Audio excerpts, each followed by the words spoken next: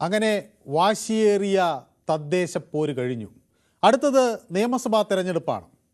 നിയമസഭാ തെരഞ്ഞെടുപ്പ് 5 മാസം അകലെയാണെങ്കിലും പോരാട്ടത്തിനുള്ള തയ്യാറെടുപ്പ് തുടങ്ങിക്കഴിഞ്ഞു. മുന്നണികൾ തദ്ദേശ തെരഞ്ഞെടുപ്പിലെ നേട്ടവും കോട്ടവും കീറി മുറിച്ച് പരിശോധിക്കുകയാണ്. ഒരു ചോദ്യം സംസ്ഥാനത്ത് ഉയർന്നു കഴിഞ്ഞു: അടുത്ത മുഖ്യമന്ത്രി ആരാണ്?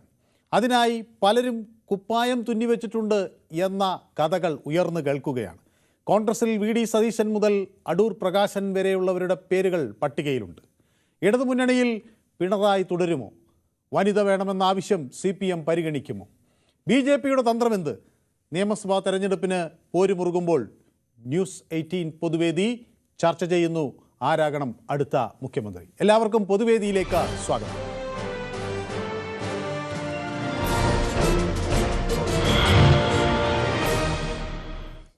എൻ്റെ ആദ്യ കോളർ ശ്രീ ദിവാകരൻ ആണ്. ശ്രീ ദിവാകരൻ തലശ്ശേരി എന്നാണ് വിളിക്കുന്നത്. ശ്രീ ദിവാകരൻ, ആരാകും നമ്മുടെ അടുത്ത മുഖ്യമന്ത്രി എന്നാണ് താങ്കൾ കരുതുന്നത്? കേൾക്കാമോ? ഹലോ. ആരാകും നമ്മുടെ അടുത്ത മുഖ്യമന്ത്രി? അത് ഞാൻ പൊളിറ്റിക്കലായിട്ട് പറയുന്നില്ല സാറേ. അപ്പൊ അങ്ങക്ക് അങ്ങനെ ഒരു ആഗ്രഹം ഇല്ലേ? ഇല്ല, അങ്ങനെയുള്ള പേഴ്സണൽ ഞാൻ ഇതുവരെ പാർട്ടിക്കല്ല, ഞാൻ വ്യക്തിത്വത്തിന് ഇൻഡിവിജ്വാലിറ്റി ആയിട്ടാണ് വോട്ട് കൊടുത്തത്. അതായത് വ്യക്തികൾക്ക് ഏത് പാർട്ടിയിലെ ഏറ്റവും നല്ല വ്യക്തികൾ ആ വ്യക്തികൾക്കാ വോട്ട് കൊടുക്കുന്നത്. അവരിലെ ജനങ്ങൾക്ക് ഗുണപ്രദമായിട്ടെല്ലാം ചെയ്യും സാറേ. ഓക്കെ, ശരി. അപ്പൊ അടുത്ത ചോദ്യം എൻ്റെ ഗോപകുമാറിനോടാണ്. പാലക്കാടുകാരനാണ് ഗോപകുമാർ. ഗോപകുമാർ, അടുത്ത മുഖ്യമന്ത്രി ആരാകുമെന്നാണ് ഗോപകുമാർ കരുതുന്നത്? നമസ്കാരം സാർ, ചെറുപ്പശ്ശേരിക്കാരനാണ്. മനസ്സിലായി, നമ്മൾ ഇന്നലെ സംസാരിച്ചല്ലോ. അപ്പൊ ഗോപകുമാർ പക്ഷേ BJP-കാരനാണ് അല്ലേ? ഞാൻ പറയാം ശശി തരൂർ മുഖ്യമന്ത്രിയാവുന്നേ പറയുള്ളൂ. അതൊരു നല്ല ഉത്തരവാണ് കേട്ടോ. അങ്ങക്കെ ഞാനൊരു കാര്യം പറയാം, ശ്രീ ഗോപകുമാറിന് രാഷ്ട്രീയം ഒന്ന് പരീക്ഷിക്കാവുന്നതാണ് കേട്ടോ. കാരണം ഞാൻ വിചാരിച്ച അങ്ങ് ഈ ചോദ്യത്തിന് മുന്നിൽ പതറിപ്പോകുമെന്നാണ്. കാരണം ഏതെങ്കിലും മറ്റൊരു മുന്നണിയിൽ ഒരാളെ പറയണം. അപ്പോൾ ശശി തരൂർ എന്ന് പറയുമ്പോൾ തന്നെ കോൺഗ്രസിൽ നിന്നാണെങ്കിലും BJP-ക്ക് ഒരു സ്വീകാര്യനായ ഒരാളുടെ പേര് കൊള്ളാം. അങ്ങ് ഒരു ബുദ്ധിമാൻ തന്നെ, ഞാനത് സമ്മതിക്കാം. ശശി തരൂരിൻ്റെ ആ ഒരു അങ്ങയുടെ ഇതും കൊള്ളാം കേട്ടോ. ശശി തരൂര് മുഖ്യമന്ത്രിയാവുന്ന മാത്രമേ പറഞ്ഞുള്ളൂ. ഏതാ ചിഹ്നം ഏതാ പാർട്ടി ഒന്നും പറഞ്ഞില്ല ഞാൻ. അങ്ങനെയുണ്ടല്ലേ? അത് ഞാൻ ശ്രദ്ധിച്ചില്ല. അത് ശരി. ഏതാ പാർട്ടി ഏത് ചിഹ്നം ഒന്നും ഞാൻ പറഞ്ഞില്ല. ശശി തരൂർ മുഖ്യമന്ത്രിയാവും. സാധ്യതയുണ്ട്. സാധ്യതയില്ല, തള്ളിക്കളയാനൊന്നും പറ്റില്ല. ശശി തരൂരിനെ വെച്ച് BJP ഒരു കളി കളിക്കും. ഏതായാലും ഈ BJP കുറെ സീറ്റ് പിടിക്കുമെന്നൊരു പ്രതീക്ഷ ഉണ്ട് അല്ലേ ശ്രീ ഗോപകുമാറിന് ഉൾപ്പെടെ? BJP ഒരു 10-20 സാർ കണക്ക് കൂട്ടുന്നത്. അതെയാ? 10-20 നമ്മള് എത്രയും ആഗ്രഹിക്കാലോ. ആഗ്രഹിക്കാം. ശരി, ഓക്കെ. മല പോലെ ആഗ്രഹിച്ചാൽ ഒരു കുറച്ച് കിട്ടുന്നാണല്ലോ പറയാ. കുന്നോളം ആഗ്രഹിച്ച കുന്നിക്കുരുവോളം അങ്ങനെയൊക്കെ പറയില്ലേ? കുന്നോളം ആഗ്രഹിച്ച് കുന്നിക്കുരുവോളം. തിരുവനന്തപുരത്ത് നമ്മള് കണക്കൂട്ടാൻ സാർ ഒറ്റ മിനിറ്റ് ഈ തിരുവനന്തപുരത്ത് നമ്മള് മേയറും ഒക്കെ വന്ന അവസ്ഥയ്ക്ക് തിരുവനന്തപുരത്തിന്റെ ഭരണവും കാര്യങ്ങളും മേയറുടെ ഭരണവും കാര്യങ്ങളൊക്കെ കണ്ടു കഴിയുമ്പോ ജനങ്ങളിൽ ഒരു മാറി ചിന്തിക്കാനുള്ള ഒരു പ്രവണത ഉണ്ടാവുന്നവരാണ്. പക്ഷെ 5 മാസമേ ഉള്ളൂ. തീർച്ചയായിട്ടും ആറ്റിങ്ങൽ തൊട്ട് ആറ്റിങ്ങൽ കാട്ടാക്കട വട്ടിയൂർക്കാവ് നേമം തിരുവനന്തപുരം സെന്റർ അങ്ങനെ തൃശ്ശൂര് നിയമസഭാ മണ്ഡലം അങ്ങനെ ശോഭാ സുരേന്ദ്രൻ ഒരു മണ്ഡലം ഇവിടെ ഒഴിച്ചു വെച്ചിട്ടുണ്ട്. കായംകുളം. അപ്പോഴും പാലക്കാട് നഗരം പറയുന്നില്ലല്ലോ, സാധ്യതയില്ലേ? പാലക്കാട് വരുന്നു. അതാ കായംകുളത്ത് ശോഭ ചേച്ചിന്റെ കഴിഞ്ഞ നേരെ വരുന്ന പാലക്കാട്ടേക്കാണ്. പാലക്കാട് 2 സീറ്റ്, ഒന്ന് മലമ്പുഴ, ഒന്ന് പാലക്കാട് ടൗൺ. ശരി, ഓക്കെ, വ്യക്തമാണ് അങ്ങ് താങ്കളുടെ അഭിപ്രായം. അപ്പോൾ ബാലകൃഷ്ണൻ കൂടി എന്നോടൊപ്പം ചേരുന്നു വടകരയിൽ നിന്ന്. ശ്രീ ബാലകൃഷ്ണൻ, വടകര കഴിഞ്ഞ തവണ BJP-ക്കാർക്കൊക്കെ ഒരു പ്രതീക്ഷ ഉണ്ടായിരുന്നു. അവർ പല പേരുകളൊക്കെ പറഞ്ഞു. ഒരു ഘട്ടത്തിൽ നമ്മുടെ മെട്രോമാനെ മുഖ്യമന്ത്രി സ്ഥാനത്തേക്ക് ഉയർത്തി കാണിക്കുന്നു എന്ന് വരെ പറഞ്ഞ ഒരു സാഹചര്യമൊക്കെ ഉണ്ടായിരുന്നു. പക്ഷേ അതൊക്കെ മാറി. ഇപ്പോൾ പുതിയ രാഷ്ട്രീയ സാഹചര്യമാണ്. ഇപ്പോൾ BJP-യുടെ ഒരു നേട്ടം അസംഭവ്യമല്ല എന്നുകൂടി കണക്കാക്കേണ്ട ഒരു സാഹചര്യമാണ്. അപ്പോൾ ബാലകൃഷ്ണൻ വടകര എന്ത് കരുതുന്നു? ആര് ജയിക്കും ബാലകൃഷ്ണൻ വടകര അടുത്ത നിയമസഭാ തെരഞ്ഞെടുപ്പിൽ? മനു സാർ, നമസ്കാരം. നമസ്കാരം. എന്തിനാ സാർ പാവം BJP ഇറങ്ങാൻ പുഴുവല്ലേ കേരള രാഷ്ട്രീയത്തിൽ? അല്ല, എനിക്കിത് ആര് ജയിക്കുമെന്ന് ചോദിക്കണ്ടേ? അങ്ങ് ഒന്ന് പറയണ്ടേ? അതിനൊരു മറുപടി ഇല്ലേ? ഇപ്പം നമ്മുടെ ഗോപകുമാർ കണ്ടല്ലേ വിദഗ്ധമായ മറുപടി പറഞ്ഞു. 2026-ൽ 4 മാസത്തിനുള്ളിൽ നടക്കുന്ന നിയമസഭാ തെരഞ്ഞെടുപ്പ് പല അത്ഭുതങ്ങളും കേരളത്തിൽ നടക്കും. പക്ഷെ ഭാരതീയ ജനതാ പാർട്ടി ആ ഞാൻ ഏത് തെരഞ്ഞെടുപ്പിലും പറയുന്നില്ലേ, ശക്തമായ മുന്നേറ്റം കേരളത്തിൽ നടത്തിയിരിക്കും. നടത്തും. അപ്പം ഞാൻ ചോദിക്കുന്നത് അത് ആര് യാതൊരു മുഖ്യമന്ത്രി സംശയമില്ല. ആകണമെന്നാണ് അങ്ങ് ആരാകുമെന്നാണ് അങ്ങ് കണക്കുകൂട്ടുന്നത്? അല്ല, മുഖ്യമന്ത്രി ഇടതുപക്ഷത്തിന്റെ ആരെങ്കിലും ആയിരിക്കാം, അതൊന്നും യാതൊരു സംശയമില്ല. അതെയോ? പക്ഷെ ഭാരതീയ ജനതാ പാർട്ടി ശക്തമായ ഒരു മുന്നേറ്റം നടത്തി. അപ്പൊ ഇടതുപക്ഷം ജയിക്കുമെന്ന് തദ്ദേശ തെരഞ്ഞെടുപ്പിലെ നേട്ടം UDF-ന് ആവർത്തിക്കാനാകില്ല നിയമസഭയിൽ എന്നാണ് അങ്ങ് പറയുന്നത് അല്ലേ? ഇല്ല ഇല്ല ഇല്ല ഇല്ല അവർ ഇതുവരെ ഇടതുപക്ഷം സ്വീകരിച്ച തീർത്ത് ഭീകരവാദികളെയും അപ്പുറമല്ലേ ഇപ്പോ. ഓ അപ്പോ അതിനെതിരായിട്ടൊരു പ്രതികരണം ഇപ്പുറത്തുണ്ടാവും. ആ ശരി ശരി. പിന്നെ ഇടതുപക്ഷത്തോട് എനിക്ക് പറയാനുള്ളത്, തിരുവനന്തപുരത്ത് സെക്രട്ടേറിയറ്റ് പോകണമെങ്കിൽ ചാണകത്തിൽ ചവിട്ടണം. ഓഹോ അതൊരു പ്രശ്നമാണ് സാർ. അത് ശരി. ചാണകത്തിൽ നീന്തിയാലേ സെക്രട്ടേറിയറ്റ് കയറാൻ പറ്റും. ഇപ്പോ അതെയാ? പലർക്കും ചാണകം ചവിട്ടാൻ പറ്റത്തില്ല. ശരി. ചാണകം എന്തോ വലിയ അലർജിയാണ്. പക്ഷെ ചാണകത്തിൽ ചവിട്ടിയേ സെക്രട്ടറി കയറാൻ ഞങ്ങൾ അനുവദിക്കും. അത് ശരി ശരി അത് ഞങ്ങളുടെ ഒരു പിടിവാശിയാണ്. ശരി ഞങ്ങളുടെ ഇന്ത്യയിൽ 20 സ്റ്റേറ്റ് ഭരിക്കുന്ന ഞങ്ങൾ 58. ഞങ്ങളെ പറ്റി ഇവർ സംസാരിക്കുന്ന എന്താ, ഭാരതീയ ജനതാ പാർട്ടി എന്ത്, ഇവർ അങ്ങ് നേരിടും ഇന്ത്യ രാജ്യത്തിൽ. ശരി. അപ്പൊ നമ്മൾ അത് ഇതിലേക്ക് കടന്നു പോകുന്നു. ഓക്കെ. ഗൗതം എന്നോടൊപ്പം ചേരുന്നു. ഗൗതം പക്ഷേ ഇടതുപക്ഷക്കാരനാണ്. ഗൗതം, ഒരു വനിതാ മുഖ്യമന്ത്രി വേണമെന്ന ആവശ്യം അടുത്ത ഘട്ടത്തിൽ CPM പരിഗണിക്കൂ? പാർട്ടിക്ക് അധികാരം കിട്ടിയിട്ടാകുമ്പോൾ അപ്പോൾ തീരുമാനിക്കുന്നതാണ് പ്രൊസീജിയർ എന്ന് മനുവിന് അറിയാമല്ലോ. അതറിയാം. എന്നാൽ ഞാൻ നമ്മുടെ അങ്ങയുടെ ഒരു ചിന്താഗതിക്കാരൻ എന്ന നിലയിൽ ഒരു ആഗ്രഹം ഞാൻ ചോദിക്കുകയാണ്. ഞാൻ പറയുന്നതും പാർട്ടിക്ക് എന്തായാലും ഇത് മുഴുവൻ സീറ്റും ജയിക്കുക അല്ലെങ്കിൽ ഭൂരിപക്ഷം കിട്ടും എന്ന് വിചാരിക്കുന്നുണ്ട് അല്ലേ ഗൗതം? തിളക്കമാറുന്നൊരു വിജയമുണ്ടാകും. അപ്പൊ ഈ തദ്ദേശ തെരഞ്ഞെടുപ്പിലെ പരാജയം തിളക്കം എന്താ സംഭവിച്ചത്? തിളക്കം കുറഞ്ഞു പോകാൻ കാരണം അത് തിരുത്തി മുന്നിലോട്ട് പോകും തന്നെയാണല്ലോ മുഖ്യമന്ത്രിയും ഗോവിന്ദമാഷൊക്കെ പറഞ്ഞത്. അപ്പൊ അതൊക്കെ അത് തിരുത്തുന്നുണ്ട് പാർട്ടി നമ്മളെ ഇവിടെയൊക്കെ. ആണോ? ആ അപ്പൊ ഒരു ഇടതു മുഖ്യമന്ത്രി ഉണ്ടാകും എന്നാണ് ഏതായാലും ഗൗതം കരുതുന്നത് അല്ലേ? തീർച്ചയായും. പക്ഷെ നമ്മുടെ കേരളത്തിൽ ഗൗതം, ഞാൻ നോക്കുമ്പോൾ ബീഹാറിൽ പോലും വനിതകൾ മുഖ്യമന്ത്രിയായി. നമ്മുടെ കേരളത്തിൽ ഒരു വനിതാ മുഖ്യമന്ത്രി ഇല്ല. വേണ്ടേ? വേണം. ശരി. അപ്പൊ നോക്കാം, എന്തായാലും നോക്കട്ടെ. എന്നെ കൊണ്ട് പേര് പറയിപ്പിക്കാനാണല്ലോ ഉദ്ദേശം. ഇല്ലല്ല, ഞാൻ ചോദിച്ചതേ ഉള്ളൂ. അല്ല, നമ്മുടെ നാട്ടിൽ പലയിടത്തും വനിതാ മുഖ്യമന്ത്രി, ഇപ്പം നമ്മുടെ ഡൽഹിയിൽ ഉള്ള വനിതാ മുഖ്യമന്ത്രിമാരെല്ലാം നല്ലോണം തിളങ്ങിയവരാണ്. ഷീലാ ദീക്ഷിത് ആയിക്കോട്ടെ. എല്ലാ സംസ്ഥാനങ്ങളിലും വരണം തന്നെയാണ് പറയാനല്ലേ. ശരി, ഓക്കെ. അപ്പോൾ ശരത്ത് എന്നോടൊപ്പം ചേരുന്നു, ബാലരാം വരുന്നു. ശ്രീ ശരത്തിന്റെ ഒരു കണക്കുകൂട്ടൽ എങ്ങനെയാണ്? തദ്ദേശ തെരഞ്ഞെടുപ്പിലെ വിജയം ആവർത്തിക്കാൻ UDF-ന് കഴിയുമോ ശരത്തെ? ഓക്കെ, ഞാൻ ശരത്തിലേക്ക് വരാം. Okay, yes. അപ്പോൾ ഞാൻ നമ്മുടെ യൂട്യൂബിൽ എന്നോടൊപ്പം കിഷോർ കോന്നി ചേർന്നിട്ടുണ്ട്, മറ്റ് പല ആളുകളും ചേർന്നിട്ടുണ്ട്. അപ്പോൾ ഈ തദ്ദേശ തെരഞ്ഞെടുപ്പിൻ്റെ വിജയം അത് വലിയ പ്രതീക്ഷയാണ് UDF-ന് നൽകുന്നത്. അവിടെ UDF കണക്ക് കൂട്ടുന്നത് ഒരു 100 സീറ്റോളം ജയിക്കാൻ ഒന്ന് ആത്മാർത്ഥമായി ശ്രമിച്ചാൽ കഴിയും എന്നൊരു കണക്കുകൂട്ടലാണ്. പക്ഷേ LDF ആകട്ടെ തെറ്റുതിരുത്തി മുന്നോട്ട് പോയാൽ ഒരു തുടർ ഭരണം സാധ്യമാകും എന്ന ഒരു കണക്കുകൂട്ടലാണ്. അപ്പോൾ എന്നോടൊപ്പം ശ്രീ രാജൻ ചേരുന്നുണ്ട്. ശ്രീ രാജൻ, ഇതിൽ ആരുടെ പ്രതീക്ഷ വിജയിക്കും? ശ്രീ രാജൻ കേൾക്കാമോ? ആരുടെ കണക്കുകൂട്ടൽ അടുത്ത നിയമസഭയിൽ ശരിയായി വരും ശ്രീ രാജൻ? എന്റെ ഒരു കണക്കനുസരിച്ച് UDF ജയിക്കും. ഈ കോൺഗ്രസ്സുകാരും മുഖ്യമന്ത്രി ആകത്തില്ല. PK കുഞ്ഞാലിക്കുട്ടിയായിരിക്കും അടുത്ത മുഖ്യമന്ത്രി. എനിക്ക് 100% ഷുവറാണ്. വളരെ നല്ല ഭരണമായിരിക്കും പുള്ളി കാഴ്ചവെക്കാൻ പോകുന്നത്. സ്കൂളിലെല്ലാം പച്ച യൂണിഫോം, ഹലാല് പപ്പടം. അങ്ങനെ എനിക്ക് ഇപ്പൊ മുസ്ലിം ലീഗ് രാഷ്ട്രീയത്തോട് വലിയ താല്പര്യമൊന്നുമില്ല. പക്ഷേ ഞാൻ പറയുന്നത് അങ്ങനെയൊക്കെ മുസ്ലിം ലീഗ് അങ്ങനെ വല്ലാത്ത വർഗീയതയൊന്നും അവർ പറയാറുണ്ടോ? അവർ കുറെ കൂടെ മിതവാദവും മതേതരത്വവും ഉയർത്തിപ്പിടിക്കുന്ന ആളുകൾ എനിക്ക് തോന്നിയിട്ടുണ്ട്. ഞാൻ എന്റെ അഭിപ്രായമാണ് കേട്ടോ.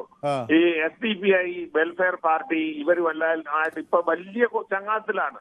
വളരെ നല്ല ഭരണമായിരിക്കും. കേരളത്തിൽ ഓണാഘോഷം ഉണ്ടാകത്തില്ല, ക്രിസ്മസ് ഉണ്ടാകത്തില്ല, പിന്നെ ഏഷ്യാസഭ പാട്ട് നിർത്തി വീട്ടിൽ പോകേണ്ടി വരും. അതൊക്കെ തെറ്റാണ്, സമുദായം അനുസരിച്ച് തെറ്റാണ്. അതൊക്കെ ആയിരിക്കാം. പക്ഷേ എനിക്ക് തോന്നുന്നില്ല മുസ്ലിം ലീഗ് അങ്ങനെ ഒരു രാഷ്ട്രീയം ഉയർത്തിപ്പിടിക്കുന്നുണ്ടോ എന്ന് എനിക്ക് സംശയമാണ്. നിങ്ങൾ നോക്കിയോ, ഈ വരാൻ പോകുന്നത് മുസ്ലിം ലീഗിനായിരിക്കും സീറ്റ് കൂടുതലും. ഈ കോൺഗ്രസിന് സീറ്റ് കുറവായിരിക്കും. ഈ PK കുഞ്ഞാലിക്കുട്ടിയായിരിക്കും മുഖ്യമന്ത്രി. ബാക്കിയുള്ളവരുടെ ഇങ്ങനെ സൈഡിൽ നിന്ന് കൊട്ടത്തേ ഉള്ളൂ ഈ കോൺഗ്രസിന്റെ ആൾക്കാർ. അതാ ഉണ്ടാകാൻ പോകുന്നത്. പക്ഷേ ഞാൻ പറയുന്നത് അവർ വരണം, കേരളം ശരിക്കും അനുഭവിക്കണം, എങ്കിൽ മാത്രമേ പഠിക്കൂ. ശരി. അപ്പോൾ രാധാകൃഷ്ണൻ എന്നോടൊപ്പം ചേരുന്നത് വൈറ്റിലയിൽ നിന്നാണ്. ഈ വൈറ്റില എന്ന പേര് കേൾക്കുമ്പോൾ തന്നെ ഒരു ട്രാഫിക് ബ്ലോക്കിൻ്റെ ഒരു ചിത്രമാണ് മനസ്സിൽ വരുന്നത്. ശ്രീ രാധാകൃഷ്ണൻ ഇപ്പോഴും അവിടെ ഈ ട്രാഫിക് ബ്ലോക്ക് ഉണ്ടോ? അതെ അതെ അതെ, നമസ്കാരം. അത് എന്നും അവിടെ ബ്ലോക്കാണ്. കാരണം എന്ന് വെച്ചാൽ ഈ എറണാകുളത്തേക്ക് പോകണമെങ്കിലും നമ്മൾ എറണാകുളത്ത് നിന്ന് വരണമെങ്കിലും ഭയങ്കര ബ്ലോക്ക്. ആ ബ്ലോക്ക് തീരണില്ല, ബ്ലോക്ക് കൂടിയ വരണം. അവിടെ മേൽപ്പാലം വന്നിട്ട് ഒന്നും ഒരു രക്ഷയില്ല അല്ലേ? ഒരു രക്ഷയില്ല. പരിഷ്കരണങ്ങൾ വന്നിട്ടും വേണ്ട രീതിയിലുള്ള കാര്യങ്ങൾ അത് നടപ്പാവുള്ള സ്ഥലങ്ങളിലൊക്കെ അതിലൊരു ഇത് കണ്ടു. പക്ഷെ അതൊന്നും അല്ല നടപ്പാവുന്നത്, വേറെ രീതിയിലാ. അപ്പൊ അങ്ങനെ വരുമ്പോഴത്തേക്കും ബ്ലോക്ക് മാറണില്ല. എന്തോ ആരുടെയോ ഒരു താല്പര്യം ബ്ലോക്ക് അവിടുന്ന് പോകരുതെന്ന്.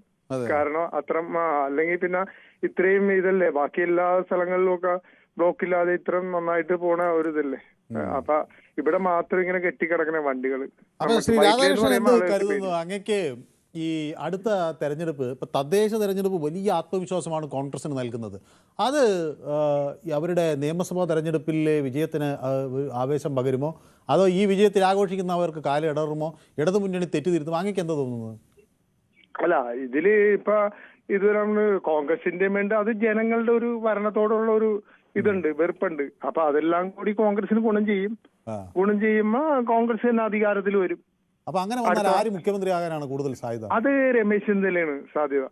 അപ്പൊ നമ്മുടെ വി.ഡി. സതീശന് അങ്ങയുടെ ജില്ലക്കാരനാണല്ലോ, സാധ്യത ഇല്ലേ? അതെ അതെ, ശരിക്കും ആണ്. പക്ഷെ വരാൻ ആ സമയത്തേക്ക് രമേശ് ചെന്നിത്തല ആവുള്ളൂ. കാരണം അങ്ങനെ ഒരു ഇത് വരും. അപ്പൊ അടൂർ പ്രകാശൻ അതുപോലെ നമ്മുടെ സുധാകരൻ അവർക്കൊന്നും സാധ്യതയില്ല. അവർക്കൊന്നുമില്ല, എന്തായാലും വരില്ല. കാരണം ആ സമയം ആകുമ്പോഴത്തേക്കും മുൻ പ്രതിപക്ഷ നേതാവും പിന്നെ പുള്ളിയുടെ ഒരു ഇതൊക്കെ ഉണ്ടല്ലോ, അതനുസരിച്ച് പുള്ളി തന്നെ അത് വരും. അല്ലെങ്കിൽ അത് പ്രശ്നങ്ങളായിരിക്കും. ആ ഗ്രൂപ്പിന്റെ ഒരു ഇതൊക്കെ അന്ന് ഇത് ചെയ്യും. കാരണം അതുകൊണ്ടാണ് ആ മത്സര രംഗത്ത് പല എംപിമാരും ഒക്കെ ഇപ്പൊ മത്സരിക്കണമെന്നൊക്കെ താല്പര്യപ്പെടുന്നതൊക്കെ. ശരി. അപ്പോൾ വ്യക്തമാണ്, താങ്കളുടെ അഭിപ്രായം കൃത്യമാണ്. അപ്പോൾ കുഞ്ഞുമോൻ ആലപ്പുഴക്കാരനാണല്ലോ. അപ്പോൾ ഞാൻ കുഞ്ഞുമോനോട് ചോദിക്കുകയാണ്, ആലപ്പുഴയിൽ നിന്നാണല്ലോ ആലപ്പുഴക്കാരൻ. അപ്പോൾ രമേശ് ചെന്നിത്തല അവിടുത്തുകാരനാണല്ലോ. ശ്രീ കുഞ്ഞുമോൻ, ആവോ രമേശ് ചെന്നിത്തല അടുത്ത മുഖ്യമന്ത്രി? കേൾക്കാമോ? ഞാൻ ചോദിക്കുന്നത്, ഇപ്പോൾ ഇദ്ദേഹം പറഞ്ഞു കേട്ടല്ലോ, ആലപ്പുഴയിൽ നിന്നൊരു മുഖ്യമന്ത്രി ഉണ്ടാകുമോ അടുത്ത മന്ത്രിസഭയിൽ? തീർച്ചയായിട്ടും. കുഞ്ഞുമോൻ കോൺഗ്രസ്സുകാരനാണല്ലേ? UDF ആണ്. ഞാൻ എന്റെ ഒരു ആഗ്രഹം എന്ന് പറയുന്നത്, എനിക്ക് രമേശ് ചെന്നിത്തല മുഖ്യമന്ത്രിയാകണം. അതെ, രമേശ് ചെന്നിത്തല മുഖ്യമന്ത്രിയാണ്. പുള്ളി കേരളം കണ്ടത് ഏറ്റവും വലിയൊരു ആഭ്യന്തര വകുപ്പ് മന്ത്രിയായിട്ടുണ്ട്. പല കേസുകളും പുള്ളി പിന്നെ കഴിഞ്ഞ കാലങ്ങളിലുള്ള എല്ലാം കുത്തിപ്പൊക്കി പല പ്രശ്നങ്ങളിലും എല്ലാം നേരിട്ട് ഇത്രയും ഒരു ആഭ്യന്തരമന്ത്രിയെ കേരളം കണ്ടതിൽ ഏറ്റവും നല്ലൊരു, അതുപോലെ തന്നെ മുഖ്യമന്ത്രി പുള്ളി ആകണം. പിന്നെ പുള്ളി കൊണ്ടുവന്ന കാര്യങ്ങളെല്ലാം ശരിയാണെന്നുള്ളതാണ് നമുക്ക് കാണാൻ സാധിച്ചിട്ടുള്ളത്. സാറിന്റെ പേരെന്താ? എന്റെ മനു ഭരത്. ഓ, മനു ഭരത്. മനു ഭരത്. അത് തന്നെയല്ലേ ഞങ്ങൾക്ക് എന്ന് പറഞ്ഞാൽ സാറേ, ഞങ്ങള് പിന്നെ ഒരു പാവപ്പെട്ട വീട്ടിലെ കുടുംബക്കാരാണ്. ഇങ്ങനെ സാധനങ്ങളും എല്ലാത്തിനും ഇതുപോലെ അടിക്കടിക്ക് വില കൂടി ഞങ്ങൾക്ക് ജീവിക്കാൻ പോലും ഒരു ബുദ്ധിമുട്ടുണ്ടായിരിക്കുന്ന കാര്യം. തൊഴിലില്ല, വിലക്കയറ്റം താങ്ങാൻ പറ്റുന്നില്ലേ? അപ്പൊ ശ്രീ കുഞ്ഞുമോൻ എന്താണ് ജോലി, എന്താ എടുക്കുന്നത്? ഞാൻ ചെറിയൊരു മത്സ്യത്തൊഴിലാളി കുടുംബത്തിലെ അംഗമാണ്. അപ്പൊ മത്സ്യത്തൊഴിൽ മീനൊക്കെ ഭയങ്കര വിലയാണല്ലോ. ഇപ്പൊ മത്സ്യത്തൊഴിലാളികൾക്കൊന്നും രക്ഷയില്ലേ? ഭയങ്കര വില. ഇപ്പം പിന്നെ മേടിക്കാനൊക്കെ ഭയങ്കര ബുദ്ധിമുട്ടാണ്. ഞങ്ങൾക്ക് ജോലിയും വിലയൊന്നും ഇല്ല. കാരണം അന്നേരം ചോദിക്കും, രമേശ് ചെന്നിത്തല മുഖ്യമന്ത്രി ആയാൽ ഇങ്ങോട്ട് നമുക്കൊക്കെ കിട്ടുവാന്നൊക്കെ ചിലപ്പോൾ മനസ്സിൽ ഓരോരുത്തരെയും ചോദിക്കുമായിരിക്കും. പക്ഷെ ഞങ്ങൾ അതല്ല. ഈ മുൻകാല എന്തോന്ന് കൊണ്ട് ഉമ്മൻചാണ്ടിയും അതുപോലുള്ള AK ആന്റണിയും കരുണാകരനും ഒക്കെ മുഖ്യമന്ത്രി ആയിട്ടിരുന്നപ്പോ ഇതുപോലെ സാധനങ്ങൾക്ക് ഒന്നിനും വില കൂടിയില്ല. കാരണം ഉമ്മൻചാണ്ടി മുഖ്യമന്ത്രി ആയിട്ടിരുന്ന സമയത്ത് ഒരു പഞ്ചായത്ത് 7-8 നന്മ പോലുള്ള സംഘം ഉണ്ടാക്കി. അന്ന് പിന്നെ പഞ്ചാര, മുളക്, അരി, മല്ലി, ഗോതമ്പ്, പയറ് എല്ലാത്തിനും വില പിടിച്ചു നിർത്താൻ വേണ്ടി പറ്റിയ ഒരു സന്ദർഭമുണ്ട്. അങ്ങനെയുള്ള ഒരു കാലഘട്ടം ഇനി ഉണ്ടാകണോ എന്നാണ് ഞങ്ങൾ ആഗ്രഹപ്പെടുന്നത്. കുഞ്ഞുമോനെ പോലുള്ളവർ വലിയ തോതിൽ പ്രശ്നമായിട്ട് ഉന്നയിക്കുന്നത് വിലക്കയറ്റമാണ്. അപ്പോൾ ആലപ്പുഴക്കാർ കുറച്ചുപേര് വിളിക്കുന്നുണ്ട് കേട്ടോ. അപ്പോൾ ഞാൻ മുരളി എന്ന് പറഞ്ഞൊരു പ്രേക്ഷകൻ ചേർത്തലയിൽ നിന്നാണ് വിളിക്കുന്നത്. ശ്രീ മുരളി, ഹലോ. ഈ ആലപ്പുഴക്കാരൊക്കെ രമേശ് ചെന്നിത്തല മുഖ്യമന്ത്രിയാകണം എന്ന് പറയുന്നു. അപ്പോൾ മുരളിക്ക് അതേ അഭിപ്രായമാണോ? തീർച്ചയായിട്ടും അദ്ദേഹത്തിനെ പോലെ സമുദായ രാഷ്ട്രീയ നേതാവ് കേരള രാഷ്ട്രീയത്തിലില്ല. അങ്ങനെ വന്നു കഴിഞ്ഞാൽ ക്രിസ്ത്യൻ സമുദായ നേതാക്കന്മാരും ഈ മറ്റു സമുദായ ഹിന്ദു സമുദായ നേതാക്കന്മാരും അവരെയൊക്കെ ഉൾക്കൊണ്ട് നല്ലൊരു ഭരണം കാണിച്ചു വയ്ക്കാൻ നല്ലൊരു പാരമ്പര്യനായ ഒരു നല്ലൊരു നേതാവാണ് രമേശ് ചെന്നിത്തല. രമേശ് ചെന്നിത്തല മാത്രമേ കേരളത്തിൽ മുഖ്യമന്ത്രിയാവുകയുള്ളൂ. അതെ, ശരി, ഓക്കെ, വ്യക്തമാണ് താങ്കളുടെ അഭിപ്രായം. അപ്പോൾ രാജേന്ദ്രൻ എന്നോടൊപ്പം ചേരുന്നത് കൊല്ലത്ത് നിന്നാണ്. ശ്രീ രാജേന്ദ്രൻ, ഈ കൊല്ലത്ത് എവിടെ നിന്നാണ് അങ്ങ് വിളിക്കുന്നത്? മുഖത്തല. മുഖത്തല, ഓക്കെ. അപ്പോൾ ഈ കോൺഗ്രസ് അധികാരത്തിൽ വന്നാൽ രമേശ് ചെന്നിത്തല മുഖ്യമന്ത്രിയാകും എന്നാണ് ഇപ്പോൾ ആലപ്പുഴയിൽ നിന്നുള്ള പ്രേക്ഷകരൊക്കെ എന്നോട് പറയുന്നത്. ശ്രീ രാജേന്ദ്രൻ എന്ത് കരുതുന്നു? അടുത്ത തെരഞ്ഞെടുപ്പ് വരുമ്പോൾ ആർക്ക് മുൻതൂക്കം ഉണ്ട് എന്നാണ് തോന്നുന്നത്? അത് ഇടതുപക്ഷത്തിനായിരിക്കും മുൻതൂക്കം. BJP-ക്ക് ഒരു 10 സീറ്റും കിട്ടും. അതെ, അപ്പോൾ ഭരണവിരുദ്ധ വികാരമില്ല എന്നാണ് ശ്രീ രാജേന്ദ്രൻ പറയുന്നത്. വികാരമൊന്നുമില്ല. BJP ഒരു നിർണയ ശക്തിയാവും. ആര് ഭരിക്കണം ചിലപ്പോൾ അവരോട് തീരുമാനിക്കുന്ന അവസ്ഥയാവും. BJP-ക്ക് കുറച്ച് സീറ്റ് കിട്ടും അല്ലേ? 10 സീറ്റ് എന്തായാലും അവർ പിടിക്കും. അത് ശരി. അപ്പം ഈ ഇടത് മുന്നണിയെ മുഖ്യമന്ത്രി പിണറായി വിജയൻ തന്നെ നയിക്കും എന്നാണോ തോന്നുന്നത് അങ്ങേക്ക്? 80% അദ്ദേഹമാവാനാ സാധ്യത. പിന്നെ പ്രായാധികം കൊണ്ട് ഇനി വേറെ ആരെങ്കിലും വന്നുകൂടാതെ ഇല്ല. അതെയോ, ശരി. അപ്പം അങ്ങയുടെ അഭിപ്രായം വ്യക്തമാണ്. ധർമ്മരാജ് കൂടി എന്നോടൊപ്പം ചേരുകയാണ് കണ്ണൂരിൽ നിന്ന്. ശ്രീ ധർമ്മരാജ്, നമസ്കാരം. നമസ്കാരം. ശ്രീ ധർമ്മരാജിന് എന്ത് തോന്നുന്നു? ഈ തദ്ദേശ തെരഞ്ഞെടുപ്പിൽ ഇടതു മുന്നണി പുറകോട്ട് പോകാൻ എന്തായിരുന്നു കാരണം? അതവരെ കയ്യിലിരിപ്പാണ് സംഭവം. മൊത്തം അഴിമതിയും കാര്യങ്ങളാണല്ലോ. അപ്പോൾ അത് അടുത്ത നിയമസഭയാകുമ്പോഴേക്കും തിരുത്തും എന്ന് പറയുന്നത് തിരുത്തുവോ ധർമ്മരാജ്? എവിടെ തിരുത്താൻ? ആളും തിരുത്തിയിരുന്നില്ല. കേരളത്തിലെ ജനങ്ങൾ അത്രയും വിലക്കയറ്റം കൊണ്ടും എല്ലാ രീതിയിലും പൊറുതിമുട്ടല്ലേ. അതെയോ? എല്ലാ രീതിയിലും ഏതെല്ലാം രീതിയിലാണ് പറഞ്ഞത്. അപ്പം ഞാൻ ധർമ്മരാജിനോട് ചോദിക്കട്ടെ, അപ്പം ധർമ്മരാജ് വിചാരിക്കുന്നത് UDF വരുമെന്നാണോ വിചാരിക്കുന്നത്? എന്നാലും ഇനി വരാനുള്ളത് UDF ഉള്ളൂ. അപ്പം കണ്ണൂർക്കാരനായ K. സുധാകരന് സാധ്യതയുണ്ടോ ധർമ്മരാജ്? പിന്നെ അദ്ദേഹം മുഖ്യമന്ത്രിയാണ്. അദ്ദേഹം മുഖ്യമന്ത്രിയായാലേ കേരളത്തിലെ മറ്റുള്ള പല കേസുകളും എല്ലാം ലെവലായി കിട്ടും. കേസുകളുണ്ടല്ലോ മൂടിക്കെട്ടി കിടക്കുന്നത്. അതെല്ലാം നേരെ കിട്ടണമെന്നുണ്ടെങ്കിൽ അദ്ദേഹം മുഖ്യമന്ത്രി ആയി കഴിഞ്ഞാൽ അദ്ദേഹത്തിന് പിന്നെ മറ്റുള്ള രീതിയിലുള്ള ഇതില്ലല്ലോ, എന്താ പറയാ, ഭയമില്ല. ആരുമായിട്ടും ഭയമില്ല. ആരുമായിട്ടും പിന്നെ മറ്റുള്ള പാർട്ടികളായിട്ടുള്ള ഒരു കമ്മിറ്റ്മെന്റോ അല്ല അങ്ങനത്തെ ഉള്ളിലേക്കുള്ള ഒരു ചണ്ടുവിലിയോ കളിയോ ഒന്നുമില്ലല്ലോ. അപ്പൊ ധർമ്മരാജിന്റെ വീട് എവിടെയാണ് കണ്ണൂര്? ഞാൻ കണ്ണൂർ പാനൂരാണ്. പാനൂർ പക്ഷെ വലിയൊരു ഇടത് കേന്ദ്രമൊക്കെ ആണല്ലോ. എന്നിട്ട് അവിടെ കോൺഗ്രസ് ഉണ്ടല്ലേ അവിടെ? പക്ഷെ UDF കോൺഗ്രസിലുണ്ട്. അവിടെ ലീഗിനും വലിയ സ്വാധീനമുണ്ട് അല്ലേ? ലീഗും കുഴപ്പമില്ല. ഇത് TP കേസെല്ലാം ഒന്നുമില്ലാണ്ടായി പോയത് വല്ല സങ്കടം തന്നെയാണ്. അന്നത്തെ തിരുവഞ്ചൂർ സാറുള്ള സമയത്ത് നല്ല രീതിയിൽ പോയതായിരുന്നു. ആ ഒരു കാലഘട്ടം പെട്ടെന്ന് അദ്ദേഹം മാറിയതിനു ശേഷം അല്ല, അത് പ്രതികളെയൊക്കെ ശിക്ഷിച്ചല്ലോ. പ്രതികളെ ശിക്ഷിച്ചു. പക്ഷെ അവരൊക്കെ ഇപ്പൊ പെരോളിൽ ഇറങ്ങി കറങ്ങി നടക്കുകയാണ് അല്ലേ? TP കേസ് പ്രതികളൊക്കെ. പ്രതികൾ അകത്തില്ല, പുറത്താണ്. പ്രതികൾ എന്ന് പറയാൻ പറ്റില്ല. അവര് പ്രതികളല്ല, കുറ്റവാളികൾ ശിക്ഷിച്ചല്ലോ. അവർ കുറ്റവാളികളെന്നും പറയാൻ പറ്റില്ല. അവർ പുറത്തിറങ്ങി നടക്കുന്നവരുടെ പ്രതികളാ, ടൂറിസ്റ്റുകളാണ്. അവരാ രൂപത്തിൽ നടക്കുന്ന ഇടക്കിടക്ക് ഇങ്ങനെ മടുക്കുമ്പോ ഒന്ന് കുറച്ചു ദിവസം ജയിലിൽ പോയി ഇരുന്നിട്ട് പിന്നെ ഇറങ്ങി നടക്കുകയാണ് അല്ലേ? അപ്പൊ അതിപ്പോ അതിന്റെ ഒരു ഇത് വന്നല്ലോ. ഒരു ഇതിനൊക്കെ ജയിൽ DIG ഒക്കെയാണ് പൈസ വാങ്ങിച്ച ആളുകൾക്ക് ഇതിങ്ങനെ ഇഷ്ടം പോലെ കൊടുക്കുകയാണ്. അതെ, ജയിൽ DIG എന്നുള്ള അദ്ദേഹത്തെല്ലാം വെച്ചാൽ ഇത്രയും വലിയൊരു പോസ്റ്റിൽ നിൽക്കുന്ന വ്യക്തി ഇതെല്ലാം ചെയ്യുമ്പോൾ താഴേക്കടയുള്ള ആൾക്കാരെല്ലാം നിസ്സാര കാര്യത്തിന് സർവീസിന് പുറത്താക്കലും സർവീസിന് പിന്നെ ഇൻക്രിമെന്റ്. അതെ, ഞാൻ അതാണ് ചോദിക്കുന്നത്. ഈ അഴിമതിക്കാരെയും ഇതുപോലെ മനുഷ്യരെ അടിക്കുന്നവരെയും തല്ലിക്കൊല്ലുന്നവരെയും ഒക്കെ സർവീസിലുണ്ട്. പക്ഷേ ഒരു പാവപ്പെട്ട പോലീസുകാരൻ ഫേസ്ബുക്ക് പോസ്റ്റ് ഇട്ടെന്നും പറഞ്ഞ് അദ്ദേഹത്തെ സർവീസിൽ നീക്കം ചെയ്തെന്നാണ് കേൾക്കുന്നത്. സർവീസ് നീക്കം ചെയ്യാം, പിന്നെ നിസ്സാര കാര്യങ്ങൾ മറ്റുള്ളവർ ഇൻക്രിമെന്റ് കളയാം. ഇതെല്ലാം വെച്ചാല് ഇവരെ ഈ ഓഫീസർ IPS ഇവരെല്ലാം ഹോബിയാണത്. അതെ, അവർക്ക് ഇത് ചെയ്താൽ അവർക്ക് ഡോർ തുറന്നു കൊടുക്കാനും അവരെ വീട്ടിലെ മറ്റുള്ള പണിയെടുക്കാനുള്ള ആൾക്കാരുള്ളൂ. ശരി. അപ്പൊ ഏതായാലും താങ്കളുടെ അഭിപ്രായം വ്യക്തമാണ്. അപ്പൊ നമ്മുടെ മുഹമ്മദ് മഞ്ചേരി എന്നോടൊപ്പം ചേരുന്നുണ്ട്. ശ്രീ മുഹമ്മദ് മഞ്ചേരി, നമസ്കാരം. 3ാം പിണറായി സർക്കാർ വരുമെന്ന മുഹമ്മദ് മഞ്ചേരിയുടെ സ്വപ്നം യാഥാർത്ഥ്യമാക്കുമോ? സാറേ, ഇപ്പൊ അവിടെ സാറിന്റെ അടുത്ത് ചിരിച്ചുകൊണ്ടിരിക്കുന്ന കുറെ ആൾക്കാരുണ്ട്. അവരൊക്കെ വളരെ സന്തോഷത്തിലാ ഈ തദ്ദേശ തെരഞ്ഞെടുപ്പ് കിട്ടി കഴിഞ്ഞതിന്റെ ശേഷം. അവർക്ക് സന്തോഷിക്കാൻ അവർ ജയിച്ചിട്ടല്ലേ? ജയിച്ചു. ജയിച്ചിട്ട് ആ സന്തോഷം കൊണ്ട് ഇങ്ങനെ ചിരിച്ചുകൊണ്ടിരിക്കുക. ഇനി അടുത്ത് ഇന്ന ആൾക്ക് മുഖ്യമന്ത്രി എന്ന് പറഞ്ഞാണ് ഇങ്ങനെ കാത്തിക്കുക. അപ്പൊ ശ്രീ മുഹമ്മദ് മഞ്ചേരി പറയുന്നത് 5 മാസം കൂടിയേ ആ സന്തോഷം നീളൂന്നാണോ? അത് 5 മാസം കൂടി ഇങ്ങനെ തീർത്തിട്ട് അതിനൊരു ഉദാഹരണം പതി പറയാൻ പറ്റൂല. അത് പറയണില്ല ഞാൻ. എന്നാലേ അടുത്ത് ഇടതുപക്ഷ സർക്കാർ ഇവിടെ ജനങ്ങൾക്ക് ഉപകാരം ചെയ്ത ഈ സർക്കാർ, നാടിന് വികസനം കൊണ്ടുവന്ന ഈ സർക്കാർ, ഈ മറ്റേ മുൻ പറഞ്ഞ ആളെ പറഞ്ഞ മാതിരിയൊന്നല്ല. അവര് തിരിച്ച അധികാരത്തിൽ വരുന്നത് കാണാം. വന്നാൽ ആര് മുഖ്യമന്ത്രി ആവുമെന്നാണ് ശ്രീ മുഹമ്മദ് മഞ്ചേരി? പിണറായി വിജയൻ മുഖ്യമന്ത്രി ആവൂല. ആവില്ലേ? അത് വേറെ ആളുണ്ടാവും. എല്ലാവർക്കും ഒരേ സമയത്ത് ഇങ്ങനെ കൊടുക്കാൻ, മുഖ്യമന്ത്രിയായി കൊടുക്കാൻ പറ്റൂല.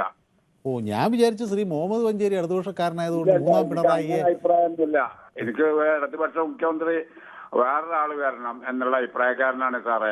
ഓ, അത് എനിക്കറിയില്ല. ഓക്കെ, ഏതായാലും നമുക്ക് നോക്കാം എന്ത് സംഭവിക്കുന്ന. ഏതായാലും ശ്രീ മുഹമ്മദ് മഞ്ചേരി ഞാനും ഇവിടെ ഉണ്ടാവില്ല. നമുക്ക് 4-5 മാസം കഴിയുമ്പോൾ ഒന്നും കൂടി ഈ വിഷയം ചർച്ച ചെയ്യാം. ശരത്ത് എന്നോടൊപ്പം ചേരുന്നു, ബാലരാമപുരത്തു. ശരത്തെ, നമസ്കാരം. കേരളത്തിലെ രാഷ്ട്രീയ കാറ്റ് ഒന്ന് മാറി വീശുമോ? എനിക്ക് പറയാനുള്ളത്, ഇപ്പൊ നിലവില് ഈ കമ്മ്യൂണിസ്റ്റ് പാർട്ടി ഇപ്പൊ അഴിമതിയുടെ ആരോപണത്തിൽ നിൽക്കുന്നു. കോൺഗ്രസിനകത്താണെങ്കിൽ അഭിപ്രായ ഭിന്നതകളുണ്ട്. BJP വന്നു കഴിഞ്ഞാൽ അതിനകത്ത് ഒത്തിരി മറ്റുള്ള പ്രശ്നങ്ങളുണ്ട്. ഏത് പാർട്ടിയിൽ നിന്നായാലും നല്ലൊരു മുഖ്യമന്ത്രി ഉണ്ടാവണം, അഴിമതി തുടച്ചു നീക്കണം. അങ്ങനെ ഒരാളെ പറയുകയാണെങ്കിൽ ശ്രീ ശരത്ത് ആരുടെ പേര് പറയും? ഞാൻ അങ്ങനെ പറയുകയാണെങ്കിൽ എന്റെ ഒരു ഊഹം പറയുന്നതാണ്. ചിലപ്പോ അത് ഒരു അല്ലെങ്കിൽ ആഗ്രഹം പറഞ്ഞാൽ മതി, ഊഹവും പോട്ടെ. എന്റെ ആഗ്രഹം പറയുകയാണെങ്കിൽ VD സതീശൻ സാർ ആയാൽ മതി എന്നാണ് എന്റെ അഭിപ്രായം. അദ്ദേഹം വന്നാൽ അഴിമതിയൊക്കെ അവസാനിക്കുമെന്നാണോ ശരത്ത് കരുതുന്നത്? അതെ അതെ, എന്തായാലും ഒരു അവസരം കൊടുക്കുന്നതിൽ തെറ്റില്ലെന്നാണ് എന്റെ അഭിപ്രായം. അങ്ങനെ വന്നാൽ നമുക്ക് നോക്കാം. ശരി, ഓക്കെ, വ്യക്തമാണ് താങ്കളുടെ അഭിപ്രായം. അപ്പോൾ എന്നോട് ഇപ്പം നമ്മുടെ പ്രദീപ് ചേരുന്നുണ്ട് കാഞ്ഞിരപ്പള്ളിയിൽ നിന്ന്. ശ്രീ പ്രദീപ്. ഹലോ. VD സതീശൻ മുഖ്യമന്ത്രി ആകണമെന്നാണ് ശരത്ത് പറയുന്നത്. ശ്രീ പ്രദീപിന് അഭിപ്രായം എന്താണ്? എന്റെ അഭിപ്രായത്തിൽ ഞാൻ പറഞ്ഞു കഴിഞ്ഞാല്, അതായത് കോൺഗ്രസിൽ മുഖ്യമന്ത്രി ആരെന്നല്ല, അവർ വിൽക്കുമോ എന്ന് നമുക്ക് ആദ്യം അറിയണ്ടേ. ജയിക്കില്ല. മുഖ്യമന്ത്രിയെ ആര് വിൽക്കും എന്നാണ് നമ്മൾ അറിയണ്ടേ. എന്നറിയോ, ഇപ്പൊ തൃശ്ശൂര് കേട്ടിരിക്കുന്നത് ഒരു ആളിനെ വിറ്റു, പാർട്ടിക്ക് ഫണ്ടില്ലാഞ്ഞോണ്ട് വിറ്റു എന്നാണ് നമ്മൾ കേട്ടോണ്ടിരിക്കുന്നത്. ഓ, അത് ശരി. ആ മേയർ സ്ഥാനം അവരുടെ കൗൺസിലർ തന്നെയാ പറയുന്നത് വിറ്റു എന്ന്. ശരി. അപ്പൊ ഇവര് മുഖ്യമന്ത്രി വിൽക്കുവോ ഇല്ലയോ നമുക്കറിയാൻ പറ്റുമോ?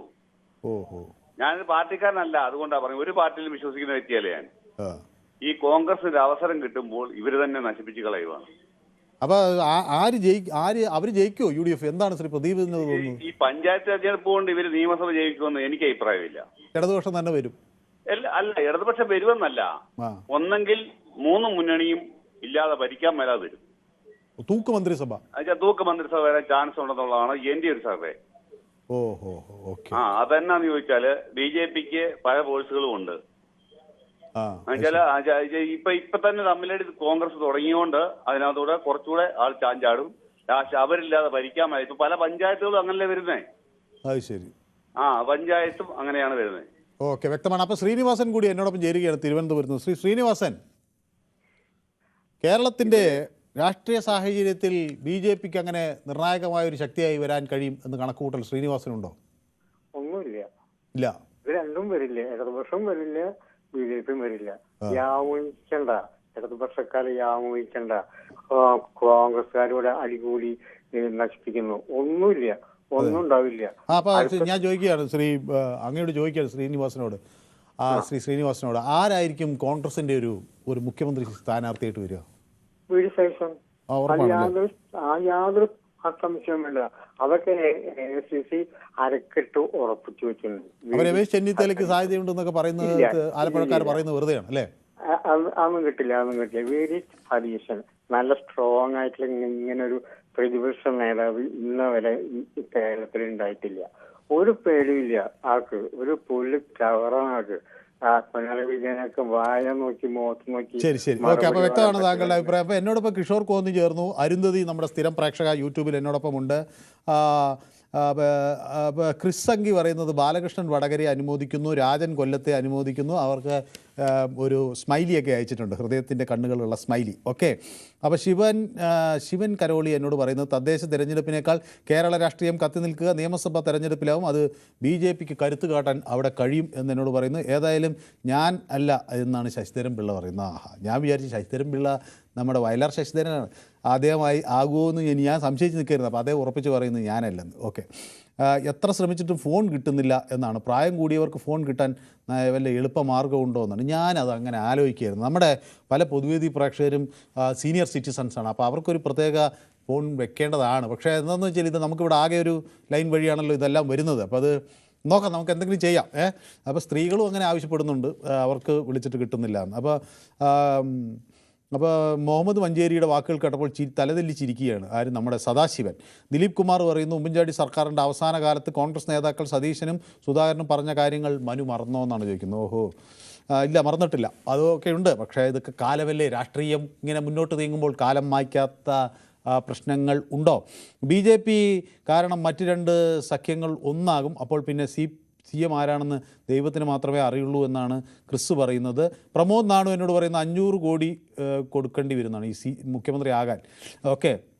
രഘുനന്ദനൻ പറയുന്നു, നിയമസഭാ ഇലക്ഷനിൽ ആർക്കും ഭൂരിപക്ഷം കിട്ടുമെന്ന് നേരത്തെ പ്രവചിക്കാനായിട്ടില്ല. ഭൂരിപക്ഷം കിട്ടുന്ന പാർട്ടി അതിനുശേഷം അവരുടെ നേതാവിനെ തിരഞ്ഞെടുക്കുമെന്ന് പറയുന്നു. ജയകുമാർ VD സതീശനാണത് എന്ന് പറയുന്നു. അപ്പോൾ വിക്രമൻ എന്നോടൊപ്പം ചേരുന്ന അടൂരിൽ നിന്നാണ്. ശ്രീ വിക്രമൻ. നമസ്കാരം. ശ്രീ വിക്രമൻ്റെ കണക്കുകൂട്ടലിൽ UDF-ന് ഈ വിജയം ആവർത്തിക്കാൻ അനായാസം കഴിയുമോ? ഒരിക്കലുമില്ല സാറേ. ഇത് പിന്നെ പഞ്ചായത്ത് ഇലക്ഷൻ പറഞ്ഞ പ്രാദേശികമായ ഉള്ള പ്രശ്നങ്ങളും വ്യക്തികളെ നോക്കിയാണ് പിന്നെ ഈ തദ്ദേശ സ്വയംഭരണ തെരഞ്ഞെടുപ്പ് നടന്നിട്ടുള്ളത്. അത് അസംബ്ലി തീർച്ചയായിട്ടും LDF വരും, പിണറായി ആയിരിക്കും അടുത്ത മുഖ്യമന്ത്രി, ഒരു തർക്കവും വേണ്ട അതിന്. ഇപ്പൊ ഈ 4-3-7 പഞ്ചായത്ത് ഇപ്പൊ കോൺഗ്രസ് കിട്ടും പറഞ്ഞാൽ ഇളകിയിട്ടൊന്നും വലിയ കാര്യമില്ല. ഇതടുത്ത അസംബ്ലി ആകുമ്പോൾ മാറിയും ഒരു തർക്കവും. BJP പിന്നെ സ്വപ്നം കാണുകയുള്ളൂ. ഞങ്ങളിപ്പോ ഇത്ര സീറ്റ് കഴിഞ്ഞ സുരേന്ദ്രൻ പറഞ്ഞില്ല 30 സീറ്റുണ്ട് ഞങ്ങൾ ഭരിക്കുന്നു വന്നിട്ട് എത്ര സീറ്റ് പിടിച്ചവര്? BJP ഇവിടെ കേരളത്തിൽ സീറ്റ് കിട്ടത്തില്ല സാറേ, അസംബ്ലിയിലേക്ക് കിട്ടില്ല. എവിടെ കിട്ടുന്നത്? അവര് പറയുന്നത് പണ്ട് ഇത് പലതും പറഞ്ഞു, ഇപ്പൊ അവര് നഗരസഭ പിടിച്ചില്ലേ? അപ്പൊ നഗരസഭ ഒരു കാലത്തും പിടിക്കാൻ പറ്റില്ല എന്ന് പറഞ്ഞൊരു സ്ഥലമായിരുന്നു, അതിപ്പോ മാറിയെന്നാ പറയുന്നത്. സാറേ അതെന്ന് പറയുന്നത് പ്രാദേശികമായിട്ട് വ്യക്തികളെ നോക്കിയാണ് വോട്ട് ചെയ്യുന്നത് കൂടുതലും. രാഷ്ട്രീയം വളരെ കുറവാണ്.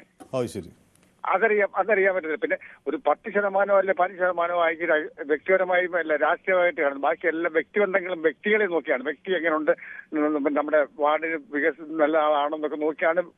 ഇല്ലെങ്കിൽ എവിടെ സാറേ തിരുവനന്തപുരത്തോടെ കിട്ടുന്നത്? തിരുവനന്തപുരത്ത് BJP കിട്ടിയെന്ന് പറഞ്ഞാൽ വ്യക്തികളെ നോക്കിയാണല്ലോ വോട്ട് ചെയ്തതല്ല.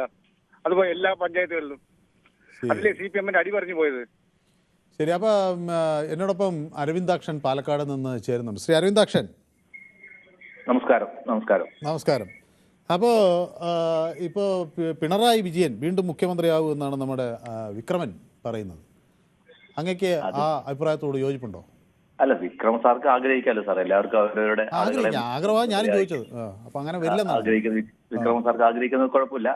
പക്ഷെ എങ്കിലും സാർ ഇനി അടുത്തൊരു ഭരണം വീണ്ടും ഇടതുപക്ഷം തന്നെ വരാൻ പാടില്ല എന്ന് ഇടതുപക്ഷക്കാർ തന്നെ ആഗ്രഹിക്കുന്നതുകൊണ്ട് തീർച്ചയായിട്ടും ആ ഭരണം എല്ലാ രംഗത്തും പരാജയമാണ്. ഇടതുപക്ഷക്കാർ അങ്ങനെ ആഗ്രഹിക്കുന്നുണ്ടോ? അവർ വരാൻ പാടില്ല? പിന്നെ ആഗ്രഹിക്കുന്നില്ല. പാർട്ടി ഇല്ലാതാവും ഇനി ഭരണത്തിൽ വന്നാൽ ഇനി ജനപിന്തുണ നഷ്ടപ്പെടുമെന്നുള്ള ഭയം വരുമെന്നാണോ താങ്കൾ പറയുന്നത്? ധനകാര്യ രംഗത്ത്, ആഭ്യന്തര രംഗത്ത്, വിദ്യാഭ്യാസ രംഗത്ത്, ആരോഗ്യം എല്ലാം ഒരു പഴഞ്ചൻ രീതിയിൽ പോകുന്ന ഒരു ഭരണമാണ്. അതുകൊണ്ട് തീർച്ചയായിട്ടും ഇത് ഭരണം മാറും, കോൺഗ്രസ് അധികാരത്തിൽ വരും, തർക്കമില്ല. പക്ഷെ എന്റെ വ്യക്തിപരമായ അഭിപ്രായം ഈ ഷാഫി പറമ്പലിനെ പോലുള്ള നല്ല യുവാക്കള് പണ്ട് AK ആന്റണി വന്ന പോലെ വരണം. അത് ഒരു പക്ഷെ സാധ്യമാവും. പക്ഷെ യുവാക്കളൊക്കെ വരുമ്പോഴൊക്കെ വലിയ തരത്തിലുള്ള ഒന്നും പിന്നീട് അങ്ങോട്ട് നിൽക്കുന്നത് കാണുന്നില്ല. ഇപ്പൊ ഇല്ല മനസ്സിലായി. ആന്റണി 38-ാമത്തെ വയസ്സിൽ മുഖ്യമന്ത്രിയായി. അല്ല, ആ AK ആന്റണിയെ പോലെ ആ കാലഘട്ടത്തിൽ വയറായ രവിയെ പോലെയൊക്കെ അന്ന് വലിയ രാഷ്ട്രീയ പ്രബുദ്ധതയുള്ള ആളുകൾ ചെറുപ്പത്തിൽ വന്നു. കടന്നപ്പള്ളി രാമേന്ദ്രനെ പോലെയുള്ളവരൊക്കെ വന്നു ചെറുപ്പത്തിൽ. പക്ഷെ ഇപ്പോഴുള്ള യുവാക്കൾക്ക് ഇപ്പൊ നമ്മുടെ തിരുവനന്തപുരത്ത് മേയർ ഒരു യുവാവിനെ ആക്കിയെന്ന് പറഞ്ഞതിന്റെ പ്രശ്നമാണ് ഇപ്പൊ അത് പരാജയപ്പെട്ടതെന്നാണ് അവര് തന്നെ അവരെ പെട്ടെന്നാക്കിയതാ. ഷാഫിക്ക് യുവാക്കളുടെ കേരളത്തിൽ അങ്ങോളം ഇങ്ങോളം നല്ല ക്രഷുള്ള ഒരു നേതാവാണ്. പക്ഷെ ഷാഫിയുടെ ഈ മറ്റേ രാഹുൽ മാക്കൂട്ട കേസിൽ പെട്ടതോടുകൂടി ചെറുതായി ഒന്ന് ഇടിഞ്ഞോ? ഇല്ല അങ്ങനൊന്നും അതൊക്കെ ഇവര് പൊക്കി വരുന്നതല്ലേ. രാഷ്ട്രീയത്തില് അതൊക്കെ അദ്ദേഹം അങ്ങനെ വരുന്നതാണ് കുറച്ചുകൂടെ നല്ലത്. അത് ഇടതുപക്ഷക്കാർ ഒരിക്കലും വരില്ല ഇനി. കാരണം എല്ലാ രംഗത്തും അത് തീർച്ചയായും പരാജയം തന്നെയാണ്. അപ്പൊ ഞാൻ നമ്മുടെ ശശിധരൻ വയലാർ കൂടിയുണ്ട്. അപ്പൊ ശശിധരൻ വയലാർ മുഖ്യമന്ത്രി ആകാൻ ആഗ്രഹിച്ചിരുന്നോ ശ്രീ ശശിധരൻ വയലാർ? അയ്യോ, ഒരിക്കലും ഇല്ല. അല്ല, ഞാനില്ല. ആഗ്രഹം ഉണ്ടോ ഞാൻ പറയട്ടെ? മനു ഈ തെരഞ്ഞെടുപ്പിൽ മത്സരിച്ച് മുഖ്യമന്ത്രി ആവണമെന്ന് എനിക്ക് വളരെയധികം ആഗ്രഹമുണ്ട്.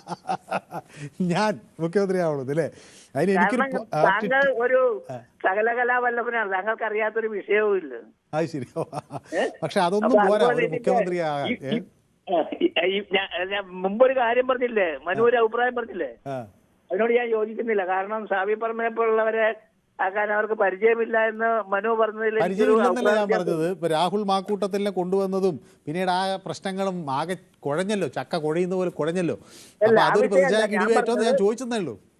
യുവാക്കളെ മുൻപന്തിയിലിട്ട് വരണം. കാരണം ഞങ്ങളുടെ ഇവിടെ ഇപ്പൊ വയലാർ പഞ്ചായത്തിന്റെ പ്രസിഡന്റ് ആരാന്നറിയാവോ? ഇന്ന് തെരഞ്ഞെടുക്കപ്പെട്ട ഹരിതകർമ്മസേനയിൽ നടന്ന ഒരു പാവം പെൺകുട്ടിയാ. അവള് സ്വപ്നത്തിൽ പോലും വിചാരിച്ചില്ലാകുമെന്ന്. അപ്പൊ യുവതിയാണോ? സംവരണ സീറ്റാണ്. വേറെ പ്രഗത്ഭരാരും ഇല്ലാത്ത കാരണം ആ കുട്ടിക്ക് ആകേണ്ടി വന്നു. ശരി. എന്റെ ഒരു സുഹൃത്തിന്റെ ഭാര്യയാണ്, ഒരു ഓട്ടോ ഡ്രൈവർ പയ്യന്റെ. അപ്പൊ അവര് കാര്യക്ഷമമുള്ള ഒരു ഭരണകർത്താവായി മാറുമോ? ഇതെല്ലായിടത്തും പിൻസീറ്റ് ഡ്രൈവിംഗ് കൊണ്ട് പോയി, എല്ലായിടത്തും ഉണ്ട്. അതെ. കാരണം വൈസ് പ്രസിഡന്റ് ആയിട്ട് കഴിഞ്ഞ തവണ ഇരുന്ന ആള് തന്നെയാണ്. എന്റെ ഒരു കുടുംബപരമായിട്ട് അറിയാവുന്ന ഒരു പയ്യനാണ്, ഗോപിനാഥ് എന്ന് പറയുന്നത്. അദ്ദേഹമാണ് വൈസ് പ്രസിഡന്റ് കഴിഞ്ഞ ടൈമിൽ. കാര്യപ്രാപ്തിയുള്ള ആളാണ്. അപ്പൊ കാര്യപ്രാപ്തിയുള്ളവരുടെ പിൻസീറ്റ് ഡ്രൈവിംഗ് ഉണ്ടാകും എല്ലായിടത്തും. ഇവരെ ഒന്ന് ഇരുന്ന് കൊടുത്താൽ മതി. പക്ഷെ അവര് കുറച്ചു ദിവസം ഇരുന്ന് ഇങ്ങനെ പിൻസീറ്റ് ആണെങ്കിലും കുറച്ചു ദിവസം ഇരുന്ന് കഴിയുമ്പോ പിന്നെ മുൻസീറ്റ് ഡ്രൈവിംഗിലേക്ക് കാര്യങ്ങൾ വരില്ലേ? വരും. അതെ, കഴിവുള്ളവരുണ്ടെങ്കിൽ മുന്നിലോട്ട് വരാൻ എളുപ്പമുണ്ട്. കാരണം എന്ന് പറഞ്ഞാൽ ആരും ജനിക്കുന്നത് നേതാക്കന്മാരായിട്ടോ അല്ലെ ഭരണാധികാരിയായിട്ടോ അല്ലല്ലോ.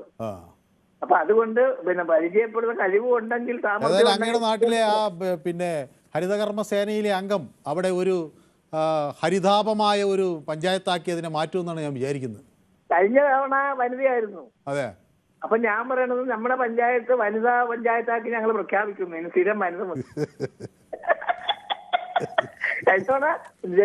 അല്ല, പക്ഷെ കൂടുതൽ വനിതകൾ വരട്ടെ. അവർ രാഷ്ട്രീയത്തിൽ വരുമ്പോഴാണ് മാറ്റങ്ങൾ ഉണ്ടാകുന്നത്. കാരണം പ്രത്യേകിച്ച് ഈ തദ്ദേശ തെരഞ്ഞെടുപ്പിൽ വനിതകളുടെ എനിക്ക് എൻ്റെ ഒരു അഭിപ്രായം, ഈ പാർലമെൻറ്റ് സീറ്റ് വനിതകൾക്ക് സംവരണം ചെയ്യുന്നത് രണ്ടാമത്തെ കാര്യം. ഏറ്റവും ഒരു 80% വനിതകൾക്ക് തദ്ദേശ തെരഞ്ഞെടുപ്പിൽ സീറ്റ് സംവരണം ചെയ്യണം. കാരണം പാർലമെൻറ്റിൽ ചിലപ്പോൾ സീറ്റ് കിട്ടുന്നത് ഏതെങ്കിലും പ്രമുഖനായ നേതാവിൻ്റെ ഭാര്യയ്ക്കോ അല്ലെങ്കിൽ പ്രമുഖനായ നേതാവിൻ്റെ മകൾക്കോ ആയിരിക്കും കൂടുതൽ സാധ്യത, അല്ലെങ്കിൽ അവസരം, അല്ലെങ്കിൽ ചലച്ചിത്ര താരങ്ങൾക്കോ അങ്ങനെയുള്ളവർക്കാണ് കൂടുതൽ സ്ത്രീ സംവരണം വരുന്നതോടെ കൂടുതലും ഈ ഘട്ടത്തിൽ കിട്ടുന്നത്. പക്ഷേ ഈ തദ്ദേശ സ്ഥാപനങ്ങളിലെ സാഹചര്യം അങ്ങനെയല്ല. അവിടെ ധാരാളം വനിതകൾ വരുന്നു. അവർ കുട്ടികളുടെ കാര്യത്തിൽ, സ്ത്രീകളുടെ കാര്യം, സുരക്ഷ, അങ്ങനെ വീടുകളെ ബാധിക്കുന്ന വിഷയങ്ങൾ, അങ്ങനെ ഒട്ടനവധി വിഷയങ്ങൾ മനസ്സിലാകുന്ന ആളുകളാണ്. അപ്പോൾ അവർ താഴെ തട്ടിൽ നിന്ന് അവർ വന്നാൽ അവർ അടുത്ത ഘട്ടത്തിൽ ഇങ്ങനെ കൂടുതൽ മികവ് തെളിയിക്കുകയും പിന്നീട് MLA-മാരായി വരികയും എന്നിട്ട് അവർ MP-മാരായി വരികയും ചെയ്യണമെന്നാണ് ഞാൻ വിചാരിക്കുന്നത്. ഏതായാലും മഹിളാ പഞ്ചായത്തിന് എൻ്റെ ആശംസകൾ. അവിടെ കൂടുതൽ മഹിളകൾ ഊർജ്ജസ്വലരായി രംഗത്ത് വരട്ടെ. ഷാജി പത്തനംതിട്ടയിൽ നിന്ന് വിളിക്കുകയാണ്. ശ്രീ ഷാജി. ഹലോ, നമസ്കാരം സാറേ. നമസ്കാരം. ശ്രീ ഷാജിക്ക് എന്ത് തോന്നുന്നു? ഒരു വനിത നമ്മുടെ കേരളത്തിൻ്റെ മുഖ്യമന്ത്രിയാകുമോ ഷാജി എപ്പോഴെങ്കിലും? ആഗ്രഹമുണ്ട്, പക്ഷെ അത് നടക്കുന്നില്ല. എന്താ കാര്യം? അതെന്താ കാരണം വെച്ചാൽ നമുക്ക് അതിനെപ്പറ്റി ഒന്നും പറയാൻ ഇപ്പോ എനിക്ക് വാർത്തനല്ല. എങ്കിലും ഞാൻ ഒന്ന് രണ്ട് കാര്യം. ശ്രീ ഷാജി ആര് മുഖ്യമന്ത്രിയാകും എന്നാണ് വിചാരിക്കുന്നത് അടുത്ത തെരഞ്ഞെടുപ്പിൽ? എന്റെ മനസ്സിൽ ഒരു 3 പേരുണ്ട്. ഒന്ന് സുധാകരൻ, ഒന്ന് ഇപ്പോഴത്തെ പ്രതിപക്ഷ നേതാവ്, പിന്നെ രമേശ് ചെന്നിത്തല. ഇതിലാരെങ്കിലും ഒരാൾ മുഖ്യമന്ത്രിയാവുന്നതാണ് എന്റെ. 3 പേരും കൂടെ ഒരു തർക്കമാവുമോ ശ്രീ ഷാജി? അതന്നെ അതാണ് ഈ കോൺഗ്രസിന്റെ ഏറ്റവും വലിയ തമ്മലടി. അപ്പൊ അങ്ങനെ വന്നാൽ കൂടുതൽ ശക്തൻ ആരായിരിക്കും അതിനകത്ത് സാധ്യത കൂടുന്നത്? അതിനകത്ത് ഏറ്റവും വലിയ 2 ശക്തന്മാർ ഇപ്പം 3 പേരും ഒരുപോലെ കട്ടയ്ക്ക് നിൽക്കുന്നത്. ഇവര് 3 പേർക്കും എന്തോ പറയാന്ന് എനിക്ക് പറയാൻ പറ്റത്തില്ല. എങ്കിലും ഇവര് 3-ൽ ആരെങ്കിലും ഒരാളായിരിക്കും. അതെ, തീർച്ചയായിട്ടും. പിന്നെ ഈ LDF സർക്കാരിന് വീണ്ടും കയറാനുള്ള എല്ലാ ചാൻസും ഉണ്ടായിരുന്നു. 5 ഉപതെരഞ്ഞെടുപ്പ് വന്നു. എല്ലാത്തിനും കോൺഗ്രസ് ആണ് ജയിച്ചിരിക്കുന്നത്. ഇപ്പോഴത്തെ തദ്ദേശ തെരഞ്ഞെടുപ്പ് വന്നു മൊത്തം, അല്ലേ, അറിയാമല്ലോ. പിന്നെ കരിവന്നൂർ ബാങ്ക് തട്ടിപ്പ്, കോന്നി സ്വർണ്ണ തട്ടിപ്പ്, വയലപ്രായിലെ ഇപ്പം ശബരിമലയിലെ സ്വർണ്ണ തട്ടിപ്പ്, അതുപോലൊപ്പം തന്നെയാണ് ജയിലിലെ കുറ്റവാളികൾക്ക് സംരക്ഷണം കൊടുക്കുന്നു. ഈ DIG-മാരെയൊക്കെ തന്നെ ഇവരെയൊക്കെ തന്നെ കൊണ്ടുപോകത്തിന് നാണമല്ലേ ഇവർക്ക്? ജനം കണ്ടു മടുത്തില്ലേ? അപ്പൊ വ്യക്തമാണ് താങ്കളുടെ അഭിപ്രായം. കിരൺ എന്നോടൊപ്പം ചേരുന്നു തിരുവനന്തപുരത്ത്. ശ്രീ കിരൺ, തിരുവനന്തപുരത്ത് നഗരത്തിൽ ടൗണിൽ നിന്നാണോ? അതെ, കോർപ്പറേഷൻ ഏരിയയിൽ നിന്നാണോ? അതെ. തിരുവനന്തപുരത്ത് വലിയ മാറ്റം സംഭവിച്ചു. ഈ മാറ്റം കേരളത്തിന്റെ മറ്റിടങ്ങളിൽ ഉണ്ടാകുമോ ശ്രീ കിരൺ? വളരെ കുറഞ്ഞ ഭൂരിപക്ഷത്തോടു കൂടിയാണ് പല സ്ഥലത്തും വാർഡുകളെല്ലാം വിഭിന്നമായിട്ട് പോയിരിക്കുന്നത്. പിന്നെ ഈ നേരത്തെ ഒരാൾ പറഞ്ഞ കണക്ക് വനിതകളെ കൊണ്ടുവന്നു കഴിഞ്ഞാല് മാറ്റങ്ങൾ സംഭവിക്കും എന്ന് പറഞ്ഞിട്ടുണ്ടായിരുന്നില്ലേ? ഇത് ഭരണഘടന പ്രകാരമാണ് ഇവരെല്ലാരും ഇവരെല്ലാരും ജോലിക്കാരാണ്. നമ്മുടെ എല്ലാരും ഭരണഘടന അനുസരിച്ച് നമുക്ക് വേണ്ടി ജോലി ചെയ്യേണ്ട ജോലിക്കാരാണ്. ഈ ജോലിക്കാരിൽ നിന്നും നമ്മളൊക്കെ ഒരു രാജാധികാരം കിട്ടിയ റോൾ എടുക്കപ്പോഴാണ് അവരെ ജനങ്ങൾ തിരുത്തുന്നത്. നേതാക്കന്മാര് തെറ്റ് ചെയ്ത് കഴിഞ്ഞാൽ പാർട്ടി തിരുത്തണം, പാർട്ടി തെറ്റ് ചെയ്ത് കഴിഞ്ഞാല് ജനങ്ങൾ തിരുത്തണം. ഇതാണ് ഇവിടെ സംഭവിച്ചിരിക്കുന്നത്. അപ്പൊ ജനങ്ങൾ തിരുത്തിയെന്നാണോ താങ്കൾ പറയുന്നത്? ജനങ്ങൾ തിരുത്തി. ആര്യ രാജേന്ദ്രന്റെ തന്നിഷ്ടപ്രകാരമായിട്ടുള്ള ഒരു ഭരണം ഈ പറയുന്ന സ്വന്തം ആര്യ രാജേന്ദ്രന്റെ തന്നെ അതേ പാർട്ടിയിൽപ്പെട്ട ആളുകൾ ഈ കോർപ്പറേഷനിൽ ചെന്ന് എന്തെങ്കിലും ഒരു ആവശ്യമായിട്ട് ചെന്ന് കഴിഞ്ഞാൽ പല ഘട്ടങ്ങളിലും അവരെ ഒഴിവാക്കിക്കൊണ്ടും അവരെ മാറ്റി നിർത്തിക്കൊണ്ടുമൊക്കെയുള്ള സ്വഭാവങ്ങളും മേഡം വിളികള് വേണമെന്നുള്ള ഒരു ആവശ്യപ്പെടലും വിളിക്കണമെന്ന് അവർ പാർട്ടിക്കാരോട് അങ്ങനെ ആവശ്യപ്പെടുകയാണ്.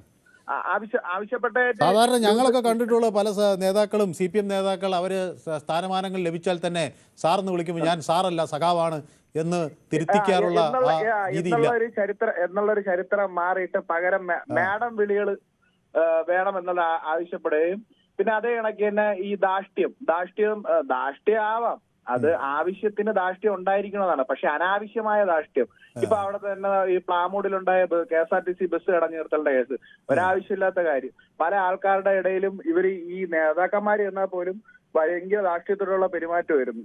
അപ്പൊ ഇങ്ങനെ വരപ്പെടുന്നത് ഇതെല്ലാം ജനങ്ങൾ കണ്ടോണ്ടിരിക്കുകയാണ്. ഈ ജനങ്ങളെ അതുകൊണ്ടാണ് ഈ പറഞ്ഞത് നേതാക്കന്മാർക്ക് തെറ്റ് പറ്റുമ്പോ പാർട്ടി തിരുത്തും, പാർട്ടിയാണ് തെറ്റെന്ന് കണ്ടു കഴിഞ്ഞാൽ ജനങ്ങൾ തിരുത്തും. ഇതാണ് ഇവിടെ സംഭവിച്ചുകൊണ്ടിരിക്കുന്നത്. അപ്പം നമ്മള് ജോലിക്കാരായിട്ട് നിയമിക്കുന്നതിൽ സ്ത്രീയോ പുരുഷനോ എന്നൊന്നുമില്ല. നമ്മുടെ ഒരു പ്രവർത്തനം അല്ലെങ്കിൽ നമുക്ക് ആവശ്യമുള്ള കാര്യങ്ങൾ ചെയ്തു തരാൻ വേണ്ടിയിട്ട് ഉള്ള ജോലിക്കാരെയാണ് നമ്മൾ തിരഞ്ഞെടുക്കുന്നത്. അല്ല ആണെന്നോ പെണ്ണെന്നോ ഉള്ള വേർതിരുത്തം അല്ല വേണ്ടത്. കിരണിന്റെ വളരെ വളരെ വളരെ കൃത്യമായ ഒരു പ്രതികരണമാണ്. സ്ത്രീ പുരുഷ വ്യത്യാസമില്ലാതെ ജനസേവനം ആർക്ക് ചെയ്യാൻ കഴിയുമോ എന്ന് പരിശോധിച്ച് കണ്ടെത്തി അവരെ ഉത്തരവാദിത്തപ്പെട്ട സ്ഥാനങ്ങളിൽ ഇരുത്തുക, അതാണ് ഒരു തെരഞ്ഞെടുപ്പിൻ്റെ ലക്ഷ്യം. അത് ഞാൻ അങ്ങേയറ്റം ആ ഒരു പ്രതികരണത്തെ അംഗീകരിക്കുന്നു. അപ്പോൾ എന്നോട് സദാശിവൻ പറയുന്നു പ്രായമുള്ളവരുടെ കാരണം പരിഗണിക്കാൻ എന്ന് പറഞ്ഞതിൽ വളരെ സന്തോഷം എന്ന് എന്നോട് പറയുന്നു. അപ്പം നമ്മുടെ പൊതുവേദിയിൽ വളരെ സീനിയറായിട്ടുള്ള ആളുകൾ ഒരുപാടുണ്ട്. അപ്പോൾ അവരുടെ കാര്യങ്ങൾ നമുക്ക് പരിഗണിക്കാതിരിക്കാൻ പറ്റില്ല. അവർ നമ്മുടെ വളരെ വേണ്ടപ്പെട്ട ആളുകളാണ്. പിന്നെ ഇതിൽ എന്നോട് സുരേഷ് ബാബു പറയുന്നു UDF ജയിക്കും, പക്ഷേ 5 മുഖ്യമന്ത്രിമാരെങ്കിലും അവർക്കുണ്ടാകും എന്നാണ് പറയുന്നത്. കൊള്ളാം. അപ്പോൾ നല്ല വ്യക്തികൾ BJPയിലാണ് എന്ന് സമ്മതിച്ചുല്ലോ എന്ന് എന്നോട് ജിനു ചോദിക്കുന്നു. It is A $100 million question $100 question എന്നാണ് സബീന പറയുന്നത്. സബീന നമ്മുടെ സ്ഥിരം പ്രേക്ഷകയാണ്. സബീന എന്നെന്തോ പക്ഷേ വിളിച്ചു കണ്ടില്ല. ഒരു ചെറിയ ഇടത് അനുഭാവിയാണെങ്കിലും പൊതുവേ അവർ ഒരു പുരോഗമന നിലപാടുള്ള ഒരു ആളാണ്.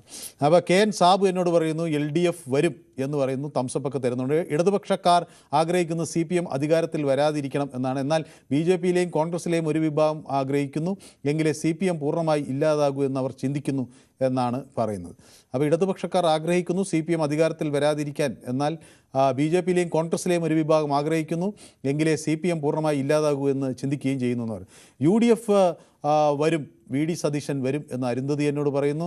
ശശിധരൻ വയലാർ പറഞ്ഞ് കറക്റ്റാണ്, മനു പൊളിറ്റിക്സിൽ ഇറങ്ങണമെന്നാണ് പറയുന്നത്. കൊള്ളാം. ഏതായാലും എനിക്കത് തമാശയായിട്ട് പറഞ്ഞാണെങ്കിലും വല്ലാതെ ഇഷ്ടപ്പെട്ടു. ഞാനിങ്ങനെ ഒരു മിനിറ്റ് ആലോചിച്ച് നോക്കണം, ഞാൻ MLA മറ്റോ ആയാൽ എന്തായിരിക്കും അവസ്ഥ എന്ന്. അപ്പോൾ സിൻസിയർ ആൻഡ് ഹോണസ്റ്റ് ആറ്റിറ്റ്യൂഡ് എനിക്കുണ്ടെന്നൊക്കെയാണ് പറയുന്നത്. അപ്പോൾ ഞാൻ ഈ ക്രിസിനെ അങ്ങേയറ്റം ഇപ്പോൾ സ്നേഹിക്കാൻ തുടങ്ങി. കാരണം എല്ലാ ദിവസവും എന്നെ എന്തെങ്കിലും പുകഴ്ത്തുന്നൊരു കമൻറ്റ് ക്രിസ് പറയുമ്പോൾ എനിക്ക് ഭയങ്കര ഊർജ്ജം ആവേശം കിട്ടുകയാണ്. മിസ്റ്റർ മനു, ഇത് News 18 സർവേ ആണോ? സി സർവേ നടന്നുകൊണ്ടിരിക്കുകയാണ്. എനിക്ക് കോൾ വരുന്ന വിവരം ഉള്ളവർ മുഖ്യമന്ത്രി എനിക്ക് കോൾ വരുന്നു, വിവരം ഉള്ളവർ മുഖ്യമന്ത്രി ആകണം എന്ന് മോൻസാക്ക് എന്നോട് പറയുന്നു. ഞാൻ ഇത് സർവേ അല്ല, നമ്മൾ ഈ ഒരു പൊതുവേദി നമ്മുടെ കൂട്ടായ ഒരു ഇതാണല്ലോ. അപ്പോൾ ഈ ഒരു രാഷ്ട്രീയ മാറ്റം എങ്ങനെ വരുന്നു എന്ന് എനിക്കറിയാനുള്ള ഏറ്റവും എളുപ്പവഴി പൊതുവേദിയിൽ പ്രേക്ഷകരുടെ പ്രതികരണം എടുക്കുക എന്നുള്ളതാണ്.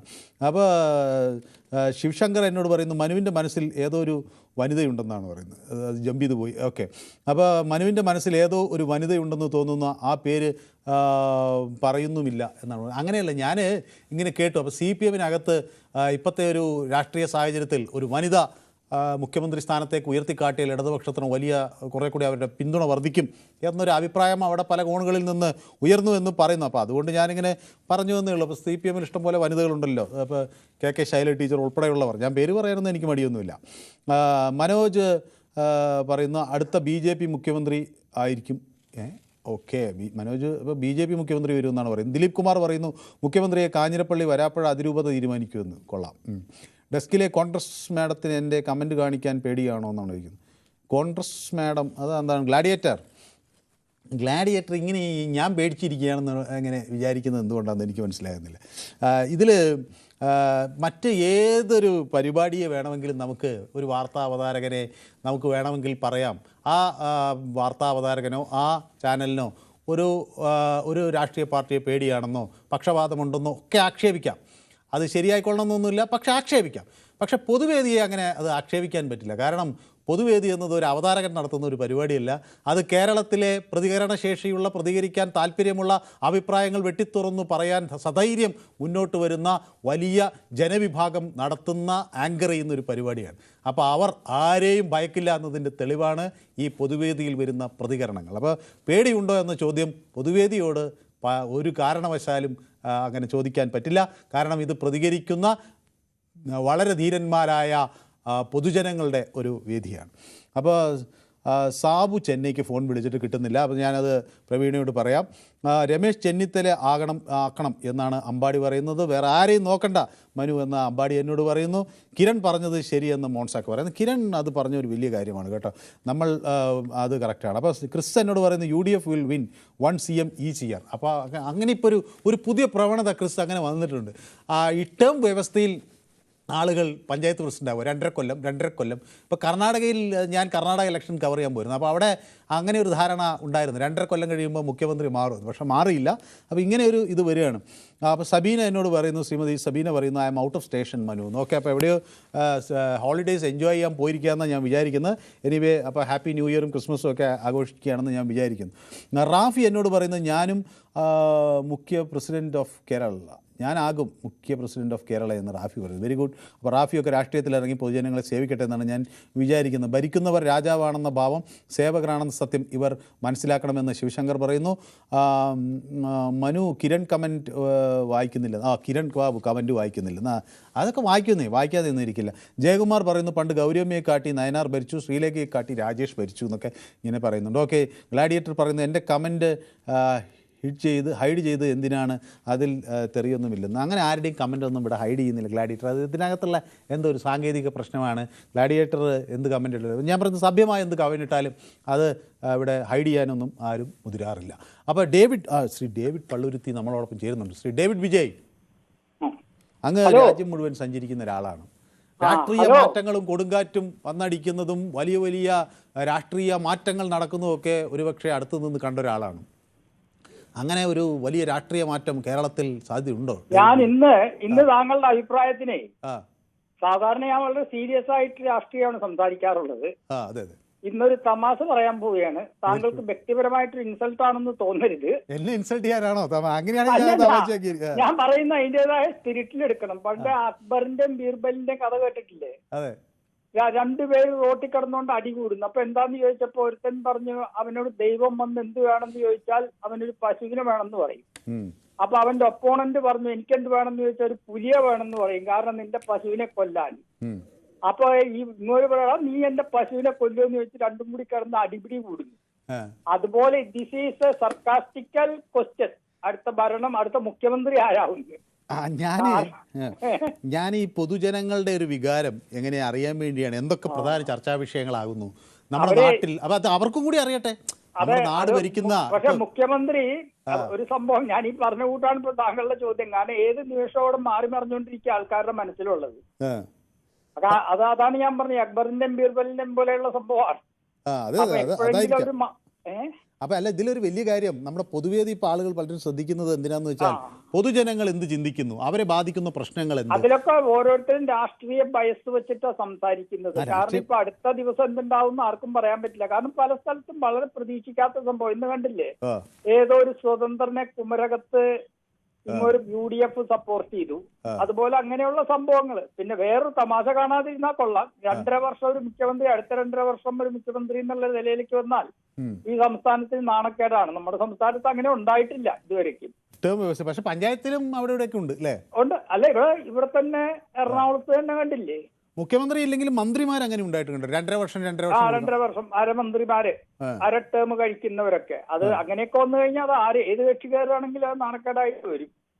അതുകൊണ്ട് ഇവിടുത്തെ കാര്യങ്ങൾ ആർക്കും പ്രവചിക്കാൻ പറ്റില്ല. കാരണം ഇപ്പൊ ഇന്നൊരുത്തന്റെ കൂടെ പോറ്റി നിൽക്കുന്നതായിട്ട് ഫോട്ടോ വെച്ചു, നാളെ ജനങ്ങളുടെ മെന്റാലിറ്റി വേറൊരുത്തൻ പോറ്റിയുടെ ഒപ്പം നിൽക്കണ കണ്ടാൽ അങ്ങോട്ട് തിരിയും. അപ്പൊ എനിക്ക് മനസ്സിലാകാത്ത ഈ പോറ്റിയൊക്കെ ഇങ്ങനെ തട്ടിപ്പ് നടത്തുമ്പോൾ സധൈര്യം ഈ നേതാക്കളുടെയൊക്കെ അടുത്ത് പോയി നിൽക്കാനൊക്കെ ഉള്ള ഒരു ധൈര്യം എങ്ങനെയാണ്? പോലീസ് മേധാവികളുടെ ഒക്കെ കൂടെ ഇങ്ങനെ പോയി നിൽക്കുകയാണ് അല്ലേ? അത് അവിടെ തല കാണിക്കും, എവിടെ ചെന്നവർ തല കാണിക്കും, അവരുടെ കാര്യങ്ങൾ കാണാൻ. അതിലൊന്നും വലിയ കുറ്റം ആരും പറയാൻ പറ്റില്ല. അപ്പൊ ഈ പോലീസിനൊന്നും ഈ പോറ്റിക്കൊന്നും ഒരു പേടിയില്ലെന്നല്ലേ എന്ന് മനസ്സിലാവുന്നല്ലേ? അതിനെ ഇറങ്ങിത്തിരിച്ചവൻ എങ്ങനെയായാലും അതൊക്കെ അതിൻ്റെതായ രീതിയിൽ ഇവൻ ബ്രിട്ടനിലൊക്കെ വരെ അവിടുത്തെ പഴയ പ്രൈം മിനിസ്റ്റർമാരൊക്കെ ഇങ്ങനത്തെ സ്ത്രീകള് സ്വാധീനിച്ചതൊക്കെ ആയിട്ട് കേട്ടിട്ടുണ്ട്. അതുകൊണ്ട് അതിലൊന്നും ഒരു വലിയ സംഭവമല്ല, ചരിത്രപരമായിട്ടൊന്നും വലിയ വസ്തുതയൊന്നുമല്ല. ഓക്കെ. അപ്പോൾ ഏതായാലും അങ്ങയുടെ തമാശ ഞാനും ഒരു തമാശ എടുക്കുന്നു, എനിക്കതിലൊരു ഇൻസൾട്ടും തോന്നിയില്ല. മാത്രമല്ല അങ്ങേപ്പോലെ വളരെ സീനിയറായ ഒരാളും നമ്മുടെ പൊതുവേദിയുടെ സ്ഥിരം പ്രേക്ഷകനും എന്നെ വേണമെങ്കിൽ വിമർശിക്കാൻ എല്ലാ അർഹതയും അതിനുള്ള എല്ലാ അധികാരവുമുള്ള ആളാണ്. ശരി. അപ്പോൾ സജ്മ എന്നോട് പറയുന്നു, അടുത്ത നിയമസഭാ തെരഞ്ഞെടുപ്പിൽ CPM ഷൈല ടീച്ചറെ മുന്നിൽ മുഖ്യമന്ത്രി സ്ഥാനാർത്ഥിയായി കണ്ടു 3ാം തവണ അധികാരത്തിലെത്താനുള്ള പ്രവർത്തനം നടത്തും എന്നാണ് സജിമ എന്നോട് പറയുന്നത്. അപ്പോൾ ഞാനും സജിമയൊക്കെ ഏറെക്കുറെ ഒരേ കാര്യമാണ് പറയുന്നത്.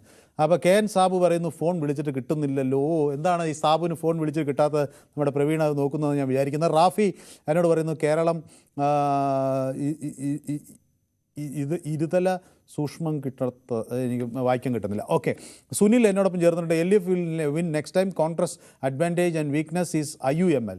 Many wants Congress to win but do not want IUML in. അപ്പോൾ പലരും കോൺഗ്രസ് ജയിക്കണമെന്ന് ആഗ്രഹിക്കുന്നു, പക്ഷേ മുസ്ലിം ലീഗിന് അധികാരം കിട്ടരുത് എന്ന ആഗ്രഹം ചിലർക്കൊക്കെ ഉണ്ട്. അതൊരു വലിയ പ്രതിസന്ധിയായി നിൽക്കുന്നു. പക്ഷേ മുസ്ലിം ലീഗ് ഒരു വലിയ ശക്തിയാണ്, നമ്മൾ അവരെ കണ്ട് ഇല്ല എന്ന് പറയാൻ പറ്റില്ല. അപ്പോൾ മുൻസാക്ക് എന്നോട് പറയുന്നത്, കിരൺ ബാബു നമ്മുടെ യൂട്യൂബ് കമൻറ്റുകൾ വായിക്കാറില്ല, അത് പറയണമെന്നാണ് പറയുന്നത്. അപ്പോൾ കമൻറ്റ് വായിക്കും, ഞാൻ വേണമെങ്കിൽ ഓർപ്പിക്കാം. ചിലപ്പോൾ ഈ തർക്കമൊക്കെ ഇങ്ങ് മുറുകുമ്പോൾ അത് വിട്ടുപോകുന്നതായിരിക്കാം. അപ്പോൾ എനിക്ക് ഒരു ചെറിയ ഇടവേള വേണം, ഞാൻ ചെറിയ ഇടവേള എടുത്തിട്ട് പെട്ടെന്ന് മടങ്ങി വരാം. Short break. അപ്പോൾ പൊതുവേദി തുടരുകയാണ്. വിപിൻ എന്നോടൊപ്പം ചേരുന്നത് ആലുവയിൽ നിന്നാണ്. ശ്രീ വിപിൻ, നമസ്കാരം സാറേ. നമസ്കാരം. അപ്പോൾ വിപിൻ, നമ്മൾ ഈ മുഖ്യമന്ത്രി ആരാകും എന്നുള്ള വലിയ ചർച്ച കേരളത്തിൽ ഉയർന്നു കഴിഞ്ഞിരിക്കുകയാണ്. ആലുവക്കാരൊക്കെ എന്താണ് പറയുന്നത് വിപിൻ?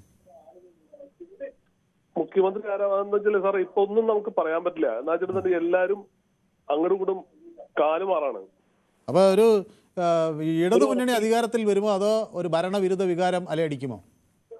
ഇതിപ്പോ എന്താ വെച്ചിട്ടുണ്ടെന്നുണ്ടെങ്കിൽ ഇപ്പൊ അധികാരത്തിന് പറഞ്ഞ ഇലക്ഷന് മുമ്പ് എല്ലാവരും പാർട്ടി നോക്കിയിട്ടൊക്കെ അങ്ങോട്ടും ഇങ്ങോട്ടും സംസാരിക്കുകയൊക്കെ ചെയ്യും, എല്ലാ വീട്ടിലും പോയി വോട്ട് ചെയ്യും. ഇപ്പൊ തന്നെ കണ്ടില്ലേ സാറേ, ഇന്നിപ്പോ ഇത്രയും സ്ഥലത്ത് പഞ്ചായത്തിലും ബ്ലോക്കിലും എല്ലാം ആളുകളെ വെക്കണേണ്. ജയിച്ചു വന്നവരൊക്കെ എല്ലാവരും അങ്ങോട്ടും ഇങ്ങോട്ടും കാലുമാറാണ്. ശരിക്കും നമ്മള് ഓരോ വീടുകളിൽ ചെന്നിട്ട് ഇന്ന പാർട്ടിയുടെ ആളെന്ന് പറഞ്ഞ് വോട്ട് ചെയ്ത് മേടിച്ചു കഴിഞ്ഞിട്ട് ജയിച്ചു കഴിയുമ്പോ ഇവരെല്ലാം തരം മാറാണ്. എല്ലാരും അവർക്ക് ആ സ്ഥാനത്തിന് വേണ്ടിയിട്ട് പിന്നെ ഇപ്പൊ തലമുതിർന്ന നേതാക്കൾ പറഞ്ഞതുമില്ല, ഒന്നുമില്ല. അവര് പിന്നെ സ്വന്തം ഇഷ്ടത്തിലാണ് കൈകാര്യം ചെയ്യാണ്. യാതൊരു നാണക്കേടുമില്ല. ഇന്നലെയൊക്കെ തൃശ്ശൂരെ ആ മാഡം ഒക്കെ പറഞ്ഞിട്ടില്ലേ, കാശ് കൊടുത്താണ് മേയർ സീറ്റ് ഒപ്പിക്കുന്നത് അല്ലേ? അതെ, അങ്ങനെയൊക്കെ അതിന് അത്രയും നാള് കൂടെ നിന്ന പാർട്ടീസിനെയാണ് ഇങ്ങനെ തള്ളി പറയണത്. അപ്പൊ സ്ഥാനം കിട്ടിയില്ലെങ്കിൽ അപ്പൊ തള്ളി പറയുക, സ്ഥാനം കിട്ടുമ്പോൾ തള്ളി പറയാണ്. ഒരു മടിയില്ല, അതിന് ഒരു മടിയില്ല പറയണേന്. അപ്പൊ ഈ തെരഞ്ഞെടുക്കുമ്പോൾ ആളുകളെ കുറെ കൂടി സൂക്ഷ്മതയോടുകൂടി തെരഞ്ഞെടുക്കേണ്ടതിന്റെ ഉത്തരവാദിത്വത്തിന്റെ ഒക്കെ കാര്യങ്ങൾ അതല്ല സാറേ, ശരിക്കും പറഞ്ഞാൽ ഇതിലൊരു നിയമം വെക്കണം. ഇങ്ങനെ ഒരു പേരിൽ വോട്ട് മേടിച്ചു കഴിഞ്ഞാൽ പിന്നെ മാറൽ, ശരിക്കും കാലുമാറൽ അതൊക്കെ ശരിക്കും നിയമം ഉള്ളതാണ്. പക്ഷെ ഇവിടെ ഇതെല്ലാം കഴിഞ്ഞിട്ട് വീണ്ടും ഇത് തന്നെയാ കാണുന്നത്. കൂറുമാറ്റ നിരോധന നിയമമുണ്ട്, പക്ഷെ അത് അവർക്ക് രാജിവെക്കേണ്ടി വരും. അല്ലാതെ ഒരു ചിഹ്നത്തിൽ മത്സരിച്ച ഒരാൾക്ക് എളുപ്പമല്ല വേറൊരു പാർട്ടി. പിന്നെ സ്വതന്ത്രന്മാർക്ക് മാറാവുന്നേ ഉള്ളൂ, മറ്റല്ലാത്തവർക്ക് വേണ്ടി രാജിവെക്കേ വഴിയുള്ളൂ. ഓക്കെ, ഏതായാലും വ്യക്തമാണ് താങ്കളുടെ അഭിപ്രായം. പിന്നെ സമയം അതിക്രമിക്കുന്നത് കൊണ്ടാണ്. പിന്നെ ബിനോയ് നമ്മുടെ കൊല്ലത്ത് നിന്ന് ചേരുന്നുണ്ട്. ശ്രീ ബിനോയ്, കഴിഞ്ഞ ദിവസം നമുക്ക് സംസാരിക്കാൻ പറ്റിയില്ല, അപ്പോഴേക്കും സത്യപ്രതിജ്ഞയുടെ ചടങ്ങൊക്കെ വന്ന് അത് കഴിഞ്ഞ് പ്രതികരണമൊക്കെ വന്നു. ശ്രീ ബിനോയ് വലിയ ആവേശത്തിലും പ്രതീക്ഷയിലും ആണ് അല്ലേ? നിയമസഭയിൽ UDF വരുമെന്ന് അല്ലേ? 100%, 110%. ആരാകും ബിനോയ് മുഖ്യമന്ത്രി? അത് പാർലമെന്റ് പാർട്ടി കൂടിയേ തീരുമാനിക്കാൻ പറ്റും അല്ലേ? ആദ്യമേ ഞങ്ങള് മുഖ്യമന്ത്രിയെ പ്രഖ്യാപിക്കുന്ന ഒരു നയമില്ല. അത് ഭൂരിപക്ഷത്തിന് ശേഷം എല്ലാവർക്കും ആഗ്രഹമുണ്ട്. അപ്പോൾ അതിൽ ഏറ്റവും ഉചിതമായ ആർക്കാണോ വോട്ട് ചെയ്യുന്നത് MLA മാരുടെ അഭിപ്രായം ചോദിച്ച് തിരഞ്ഞെടുത്ത് അപ്പോൾ ഏതായാലും കോൺഗ്രസ് എത്ര സീറ്റ് കിട്ടുമെന്നാണ് ഇപ്പൊ ഒരു കണക്ക് കൂട്ടുന്നത് ഞങ്ങൾ 1977 ആവർത്തിച്ചു എന്നാണ് ഞാൻ പറയുന്നത്. അതിന്റെ പ്രത്യേകത മനുവിന് അറിയാം. 111 സീറ്റുമായിട്ടാണ് ഞങ്ങൾ അധികാരത്തിൽ വന്നത്. ഇപ്പൊ ഞങ്ങൾ പറയുന്ന അതിന് മുകളിൽ 77 മറികടന്ന് ഒരു 115 സീറ്റോളം ഞാൻ കഴിഞ്ഞ വർഷവും മനുവിനോട് പറഞ്ഞു, ഇപ്പോഴും പറയുന്നു 115 കേരള ചരിത്രത്തിലെ ഏറ്റവും വലിയ ഭൂരിപക്ഷവുമായി UDF വരും. കോൺഗ്രസും നല്ല ഒരു സീറ്റ്, ഒരു 70-75 സീറ്റോളം കോൺഗ്രസും പിടിച്ചു ഉറപ്പായിട്ട് വരും. കാരണം ഇന്നത്തെ ഒരു സ്ഥിതി വെച്ച് നോക്കുമ്പോൾ അതിനാണ് ഒരു സാധ്യത. നമ്മൾ ഓരോ ബൂത്തുകളിലും ഓരോ ജനങ്ങളുടെ ഇടയിലും ഇറങ്ങുമ്പോൾ നമ്മൾ ഒരു ഉദ്ദേശം, അത് ഏറ്റവും നല്ല ഭൂരിപക്ഷം ഇന്ത്യ കണ്ടതിൽ തന്നെ ഏറ്റവും കൂടുതൽ സീറ്റ് മേടിച്ച് ഞങ്ങൾ അധികാരത്തിൽ വരും. ഞാൻ കുറച്ച വിശ്വാസമുണ്ട്. ഞങ്ങൾ ഇതാ കഴിഞ്ഞ ദിവസങ്ങളിൽ തന്നെ നിയമസഭാ സ്ഥാനാർത്ഥികളെ പ്രഖ്യാപിക്കുവാൻ വേണ്ടി പോവുകയാണ്. ഓരോ സ്ഥലങ്ങളിൽ സർവേകൾ നടക്കുന്നുണ്ട്. ഇപ്പൊ ഞങ്ങൾ എങ്ങനെയാണോ തദ്ദേശ സ്വയംഭരണ സ്ഥാപനങ്ങളിലേക്ക് ഈ സർവേ നടത്തിയെടുത്തത് അതിന്റെ ഒന്നും കൂടി ശക്തമാക്കി തന്നെ ഞങ്ങൾ ഇതാണ്ട നിയമസഭയിലേക്ക് പ്രവർത്തനം തുടങ്ങിക്കഴിഞ്ഞു. ഉറപ്പായിട്ട് ഞങ്ങൾ 2026 UDFന്റെ നല്ല ഒരു ഭരണവുമായി ഞങ്ങൾ മുന്നോട്ട് വരും. അത് പാർലമെന്റിലും വീശിയടിക്കും. അതുകൊണ്ട് നല്ല നല്ല ഉറച്ച വിശ്വാസമുണ്ട്. ഞങ്ങൾ 111-ന് 77 മറികടക്കണം എന്നാണ് ഞങ്ങളുടെ ഓരോരുത്തരുടെയും ആഗ്രഹം. ശരി, വ്യക്തമാണ് താങ്കളുടെ അഭിപ്രായം. അപ്പോൾ നമ്മുടെ ജോസഫ് ബാംഗ്ലൂരിൽ നിന്ന് എന്നോട് ഇപ്പം ചേരുന്നുണ്ട്. ശ്രീ ജോസഫ് ബാംഗ്ലൂരിലാണ് താമസമെങ്കിലും കേരളത്തെ വളരെ സൂക്ഷ്മമായി നിരീക്ഷിക്കുന്ന ഒരാളാണ്. ഞാൻ പലപ്പോഴും അത്ഭുതപ്പെടാറുണ്ട് ശ്രീ ജോസഫിന് എങ്ങനെയാണ് ഇവിടുത്തെ ചെറിയ പൾസൊക്കെ മനസ്സിലാകുന്നത്. അവിടുത്തെ ഒരു രാഷ്ട്രീയ പ്രവർത്തനവും ഒക്കെ കൊണ്ട് എങ്ങനെയാണ് ശ്രീ ജോസഫ് അങ്ങ് ഈ കേരളത്തിലെ രാഷ്ട്രീയ പൾസൊക്കെ വളരെ വളരെ വളരെ അടുത്തു നിന്ന് മനസ്സിലാക്കുന്നത് പോലെ കണ്ടെത്തുന്നത്? First good evening Manu. I hope your sugar level is normal. അതെ, ഞാനിപ്പോ മരുന്ന് കഴിക്കുന്നുണ്ട്. അത് കുറഞ്ഞു. മരുന്ന് കഴിക്കാതെ ആ തട്ടിപ്പ് പരിപാടി വേണ്ട. മരുന്ന് കഴിക്കണ്ട, ഓടിയാൽ മതി. രാവിലെ നടക്കാൻ പോകും. എന്നെ ഞാനതാ ശ്രീ ജോസഫ് എന്നെ മനസ്സിലാക്കി. ഞാനതിന് ഇനി കൂടുതൽ ന്യായീകരിക്കുന്നില്ല. Wishing you happy new year. Okay. അടുത്ത പുതുവർഷത്തിൽ മനുവിനും കുടുംബത്തിനും നല്ല ആരോഗ്യം ഉണ്ടാകട്ടെ എന്ന് വിഷ് ചെയ്യുന്നു. Thank you. പിന്നെ ചോദ്യത്തിലേക്ക് വന്നു കഴിഞ്ഞാല് 2 ചോദ്യമുണ്ട്. ഒന്ന്, എങ്ങനെ ക്ലോസ്ലി വാച്ച് ചെയ്യുന്നു പറഞ്ഞു കഴിഞ്ഞാൽ എനിക്ക് ഒരുപാട് രാഷ്ട്രീയ സുഹൃത്തുക്കളുണ്ട്. രമേശ് ചെന്നിത്തലയായിട്ട് അസോസിയേറ്റ് ആകാനുള്ള അവസരമായിരിക്കും. ഞാൻ യൂത്ത് കോൺഗ്രസിന്റെ ബാംഗ്ലൂർ സിറ്റി ജനറൽ സെക്രട്ടറി ആയിരിക്കുമ്പോൾ ഒരു കിട്ടിയിട്ടുണ്ട്. അതുപോലെ തന്നെ ഇപ്പോഴത്തെ ഫ്രാൻസിസ് ജോർജ് MP എന്റെ ഒരു നല്ല സുഹൃത്താണ്. ഹലോ, അതുകൊണ്ടൊക്കെ തന്നെ എനിക്ക് റീഡ് ചെയ്യുന്നത് എനിക്ക് ഇലക്ഷൻ സമയത്ത് അവിടെ ചില വർക്കുകളൊക്കെ ചെയ്യാൻ വരുന്നൊക്കെ ആളാണ്. കോൺഗ്രസിന് വേണ്ടിയിട്ടും UDFന് വേണ്ടിയിട്ടും. ഓക്കെ, ഇപ്പൊ ഇനി ക്വസ്റ്റ്യനിലേക്ക് വന്നു കഴിഞ്ഞാല് എന്റെ അഭിപ്രായം പറഞ്ഞു കഴിഞ്ഞാല് നിങ്ങൾ ചിരിക്കരുത് കേട്ടോ, എന്നാ ഞാൻ പറയാം. VM സുധീരനെ മുഖ്യമന്ത്രിയാക്കണമെന്നുള്ള ആളാണ് ഞാൻ. വളരെ സത്യസന്ധനായ മനുഷ്യനാണ്, കഴിവുള്ള ആളാണ്. അതുകൊണ്ട് അദ്ദേഹത്തിന്റെ ആരോഗ്യം ഇതിന് അനുവദിക്കുമോ എനിക്ക് അറിയത്തില്ല. അതല്ലെങ്കിൽ പിന്നെ രമേശ് ചെന്നിത്തലയ്ക്ക് കൊടുക്കുക എന്നുള്ളതാണ്. ഭരണപരിചയമുണ്ട്, വളരെ ചെറുപ്പത്തിലെ ഭരണത്തിൽ വന്ന ആളാണ്, മന്ത്രിയായ ആളാണ്, മറ്റുള്ളവരെ കൂടെ കൊണ്ടു നടക്കാനുള്ള കഴിവുണ്ട്. അപ്പൊ അതുകൊണ്ടൊക്കെ രമേശ് ചെന്നിത്തല ആയിരിക്കും ഒരു നല്ല CM കാൻഡിഡേറ്റ് എന്നാണ് എനിക്ക് തോന്നുന്നത്. പിന്നെ ഈ കോൺഗ്രസ്സുകാർ കാര്യമായിട്ടൊന്നും ചെയ്തിട്ടൊന്നുമല്ല. ഈ മുഖ്യമന്ത്രിയുടെ ലംബോർഗിനി തന്നെ പുള്ളി മേടിക്കാഞ്ഞെന്ന് എനിക്ക് അതിശയം ഇത്രയും കാലമായിട്ടും. അത് ഒരെണ്ണം കൂടെ പുള്ളി മേടിക്കേണ്ടതായിരുന്നു. ആയിരുന്നെങ്കിൽ മാർക്സിസ്റ്റ് പാർട്ടി എല്ലാ സീറ്റിലും ഒരു തോറ്റേനെ. എന്നെയും അത്ഭുതപ്പെടുത്തുന്ന ഒരു വലിയ കാര്യം അതാണ്. ഞാൻ പറയുന്നത് മാർക്സിസ്റ്റ് പാർട്ടിയിൽ ഏത് പാർട്ടിയില്ല ഇതുപോലെ സമ്പത്ത് പ്രശ്നമായ ഒരു സംസ്ഥാനത്ത് അങ്ങനെ ധൂർത്തും അതിൻ്റെ അങ്ങേ തലയിലുള്ള ആർഭാടവും ഒക്കെ കാണിച്ചു വയ്ക്കാൻ എങ്ങനെ ഈ ജനസേവകന്മാർക്ക് കഴിയുന്നു എന്നുള്ളത് വല്ലാതെ അത്ഭുതപ്പെടുത്തുകയാണ്. അല്ലാതെ മനസ്സിലാലേ പുള്ളി ഒരു രാജാവാണ്. അപ്പം രാജാവിനോട് ക്വസ്റ്റ്യൻ ചെയ്യാനായിട്ട് ആർക്കും പറ്റത്തില്ല. കാരണം നിയമങ്ങളൊന്നുമില്ല. രാജാവ് പറയുന്നതാണ് അവസാനത്തെ നിയമം. രാജാവ് ബിഹേവ് ചെയ്യാൻ പറയും. അതുപോലെയാണ് മാർക്സിസ്റ്റ് പാർട്ടിയിൽ. അതുപോലെ CPIയും അവർക്ക് സറണ്ടർ ചെയ്താൽ എനിക്ക് വലിയ അതിശയം തോന്നുന്നത്. CPI പോലുള്ള പാർട്ടി പോലും പിണറായിയുടെ മുന്നിൽ സറണ്ടർ ചെയ്യാണ്. യെസ്, വ്യക്തമാണ് താങ്കളുടെ അഭിപ്രായം. അപ്പോൾ എനിക്കൊരു പ്രേക്ഷകൻ കൂടിയുണ്ട്, ഷാജി കൊല്ലത്ത് നിന്നാണ് വിളിക്കുന്നത്. അപ്പോൾ ഷാജിക്ക് വളരെ കൃത്യമായ ഒരു ഉള്ള ആളാണ്. ഈ ഷാജി ഈ 3ാം പിണറായി സർക്കാരിനെ പ്രതീക്ഷിക്കുന്നുണ്ടോ? ഉണ്ട് അല്ലേ? പിന്നെ ഒരു കാര്യം ഞാൻ വ്യക്തമാക്കിയിട്ട് പറയാം. ഇടതുപക്ഷം അധികാരത്തിൽ വരുമെന്നുള്ളതാണ് എന്റെ ഒരു പ്രതീക്ഷ. അങ്ങനെ വന്നു കഴിഞ്ഞാൽ ഒരു കാര്യത്തിൽ ഞാൻ ഉറപ്പ് പറയുന്നു, മുഖ്യമന്ത്രിയെ നിശ്ചയിക്കാനുള്ള തീരുമാനം CPM ഇടതുപക്ഷമായിരിക്കും തീരുമാനിക്കുന്നത്, അല്ലാതെ പിന്നെ കത്തോലിക്ക സഭയും SNDP NSS ഒന്നും ആയിരിക്കില്ല. ആ കാര്യത്തിൽ ഞാൻ ഉറപ്പ് തരാം. പിന്നെ മറ്റൊരു കാര്യം പറയാനുള്ളത് സുഹൃത്ത് ഇപ്പം പറഞ്ഞല്ലോ, ഭയങ്കര അഴിമതി, ധൂർത്ത്. ഒരു മുഖ്യമന്ത്രി കാർ മേടിച്ചാണോ? മുഖ്യമന്ത്രി ഫ്ലൈറ്റിലൊന്നും അല്ലല്ലോ യാത്ര ചെയ്യുന്നത്. അപ്പൊ താങ്കൾ കൂടെ അതിനോട് യാത്ര ചെയ്യുന്നത് അതെ അതെ കാരണം പ്രായാധിക്യമുള്ള ഒരാൾ കണ്ണൂരിലേക്ക് എപ്പോഴും ഫ്ലൈറ്റിലേക്ക് പോകുന്നത് തന്നെയാണ് നല്ലത്. അതൊക്കെ ഒരു ചെറിയ അപ്പൊ അന്നേരം നിങ്ങൾ എന്ത് പറയും? അപ്പൊ ഞാൻ പിന്നെ വിഷയത്തിൽ നിന്ന് പോകേണ്ട, വളരെ സമയം വളരെ പരിമിതമാണ്. ഇപ്പൊ പിന്നെ ബാക്കിയുള്ള മുഖ്യമന്ത്രിമാരുടെ സാധ്യതയുള്ളവരുടെ കാര്യം പറയുമ്പോൾ ഒരാൾ ആലപ്പുഴയിലെ തൊഴിലുറപ്പ് തൊഴിലാളികളുടെ ഇടയിലൊക്കെ ചെരുപ്പൊന്നും ഇടാതെ മൈക്ക് പോക്കറ്റ് 3-4 കുത്തിക്കൊണ്ടുമൊക്കെ അവിടെ നാടകങ്ങൾ തുടങ്ങിയിട്ടുണ്ട്. അപ്പൊ ആര് മുഖ്യമന്ത്രി ആവും എന്നുള്ളത് കണ്ടറിഞ്ഞ് എന്നുള്ളൊരു വിഷയം അവിടെ നിൽക്കുകയാണ്. അതവിടെ നിൽക്കട്ടെ. പിന്നെ അതോടൊപ്പം തന്നെ സംഭവം ശരിയാണ്. പിന്നെ വോട്ടിംഗ് ഈ നടന്ന തദ്ദേശ തെരഞ്ഞെടുപ്പുമായിട്ട് ബന്ധപ്പെട്ട് വോട്ടിംഗ് പാറ്റേണിൽ വലിയ ഒരു വ്യത്യാസമൊന്നും മാർജിനൊന്നും ഇല്ല എന്നുള്ളതാണ് എന്റെ ഒരു വിലയിരുത്തൽ. UDF ആണ്. അതിന് വേറൊരു കഥയുണ്ട്. ഞാൻ ഇന്നലെ പറയാനായിട്ടിരുന്ന എനിക്ക് സമയം കിട്ടില്ല, അതുകൊണ്ടാണ് ഞാനത് പറയണ്ടെന്ന് വിചാരിച്ചു. ഇന്നലെ പിന്നെ ഇവിടെ എന്ന് പറയുന്നത് UDFന്റെ സ്ഥാനാർത്ഥി നേരത്തെ മത്സരിച്ച ആളെ ഉള്ളപ്പോഴത്തേക്കും നിലവിലുള്ള കൗൺസിലർ പിന്നെ ക്ലിയല്ലൂര്.